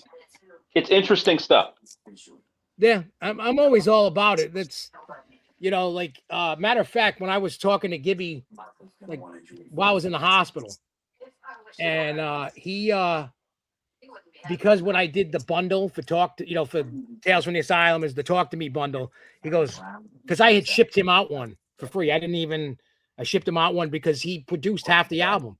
So I said, because I did it by t-shirt size, because there's a t-shirt that's only available in the bundle. And so I said, what's your size? I sent it out. So he opened it up and he looked at it and he goes, you inspired me. So now he's doing a bundle or did one. That's cool. He's like, wow. He goes, this was cool what you did. And he went and he did something similar. He was like, this is I did the same thing. I got a really good couple beats from Stir Crazy and also like just some good pointers. Stir Crazy. That's my guy. He gave me some beats back in the day. Yeah, well, I mean, his Shout beats out are to fucking Jesse, incredible. And I sent him a shirt too, just because it's not like I sell any and I have some. So I was like, hey man, thank you for the pointers and the perspective, and also for, he sent me, he was able to hook me up with some stems, and that was cool. And I've just really enjoyed working with him too. He's right up there. Him, Ill Fortune, and then I do fuck with Gibby pretty hard. Yeah, stir crazy. I haven't talked to him in a minute, but like I was fucking with him when he was first coming out. Yeah. You mean he was sending beats out to get noticed? You know what I mean? He hit me up. He's like, yo, and I was like, all right, and I did. Some people you pay him a little money, and then as soon as you pay him the money, transaction's done. You're not getting a hold of him. You're not talking to anybody anymore. I hate that because I'm not very business minded, So for him to come back, hey man, what you working on? How's it going? That means a lot to me. Just people actually giving a fuck what's happening. That's cool. Certainly a good dude. Yeah, I know. Like even with my health situation, I feel like I'm kind of like Kevin Smith when he had his heart attack, and he started bringing all his friends in like for favors. Now I didn't ask for any favors, but like people found out what I was going through, and a lot of rappers stepped up that usually charge for collabs and like, just send us the song. Don't worry about it. They're like, I would definitely be that kind of person too. If you felt like you could make some money to get whatever you need, let me throw some shit down. It's the least we could all. I mean, it's tribe, dude. Just what you're supposed to do. Yeah, I mean, like I said, it's the whole thing is.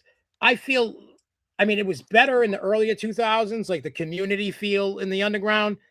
Everybody, not everybody, but a lot of artists are kind of like we talked earlier. Keep it close to the vest. Don't want to help anybody because they don't want anybody to blow past them. Again, like I said, I'll say it a million times. I'll say it forever.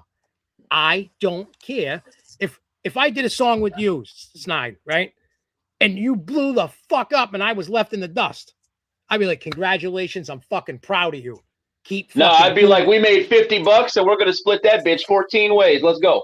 Yeah, I know, but I'm just saying, I'm never going to be the guy. Fuck you. You fucking left me. I'm never that guy. I'm not like that either. And I just think that's not fun, man. No, it's like that's not fucking collaboration. No, that's like when me and Gibby were talking about this earlier today because my van died today and I was going in for an oil change and they send me back all this shit and they're like, yeah, the fucking thing's toast.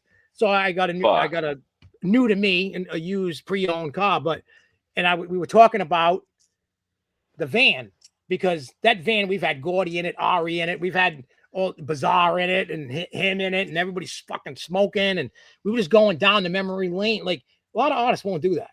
Like even like when you talk, they don't go back down memory lane. They're like, fuck you, we made a transaction, get out of my face. Yep. Like I'm telling you, I wish I could be the spokesperson for the underground and go, cut this shit. We're a community. Do you want horrorcore and wicked shit to survive, or do you want it to fucking die? Like there needs to be better OGs, man. Less cloud chasing little bitches, man. And teach them so much. The OGs need to assume that role with some fucking particular things in mind. Yeah, they need to show the way. And I love what you're doing. In New England, that's what I'm trying to do. My man. Hey, that's what I'm trying. I appreciate y'all, Doc, Lee, Frodo. Wife's calling me. I gotta bounce. Good chatting with you guys. I'm gonna throw you a follow and shit. We'll link up for sure. I appreciate being with you tonight, man. All right, y'all. Have a good night. You too. All right, we're hitting about the 2-hour mark. You wanted to come back and do like a part 2? Yeah, I'm down whenever. Just let me know, buddy. We can keep going. Yeah. We can talk forever. Have some fun. For sure. Yeah. You open tomorrow, you mean? Tomorrow I'm not because it's my granddaughter's birthday, so I'm not free tomorrow. Sunday? Other than that, I'm free. Do something to me on my granddaughter's birthday, asking me for a favor. Yeah, but Sunday's fine. Sunday's absolutely fine. Cool. Just hit me up. We'll finish this same up time, here same on bat channel. Sunday, and I'll let you know what time. I'll get with you after this. But yeah. Doc, I'm gonna find your shit. Give you a follow too, man. I fuck with you, man. Let's do some work. Yeah, I'm down. Just hit me up. Like I said, I don't know if you ever heard of me or heard my shit, but I think you're dope. Don't worry, I'll find your shit. Just you know what? When you follow me, message me. and then I'll just send me something just so I can find you. You know what I'm saying? Send you one of our new videos. Fuck yeah, I'm down. Hell yeah. Yeah, Dr. Gigglez on Instagram? Yep, Instagram, YouTube, Facebook. I'm on Threads. I'm not even on that. Is that worth it? Not really. I don't. It's one of my least favorite one. Like it's like Twitter for Facebook. It's what it is. It's Twitter for Facebook. If it's a Facebook product. Oh, so Zuck can fucking compete with Musk. Yeah, that's all. It's not. It's kind of dead. Like, I mean, people do go on it, but it's not for us. Nah, it ain't good for promoting us. Nope. Nope, not at all. Fuck social media. I fucking hate it. I hate that shit. I wish I could get rid of it. But go follow me on all platforms, y'all. Yeah. Follow me on everything, but I hate it. Oh, you ain't avoiding that question from earlier, Where'd Frodo. the sound go? What happened? I lost the sound. You lost the sound. You can't hear me? You can't hear either of us? I went from hearing you guys to not hearing you guys, but I guess we're signing off anyway, right? Yep. All right. I appreciate you coming on. Give him a Doc, goodbye. and No, I'll I'm get Frodo ready the for Ghost. plans for Sunday. Yeah, just hit me up. We'll figure out Sunday. We're good. Hell yeah. Appreciate you. Yeah, I appreciate you all can't hear a too. word you're saying.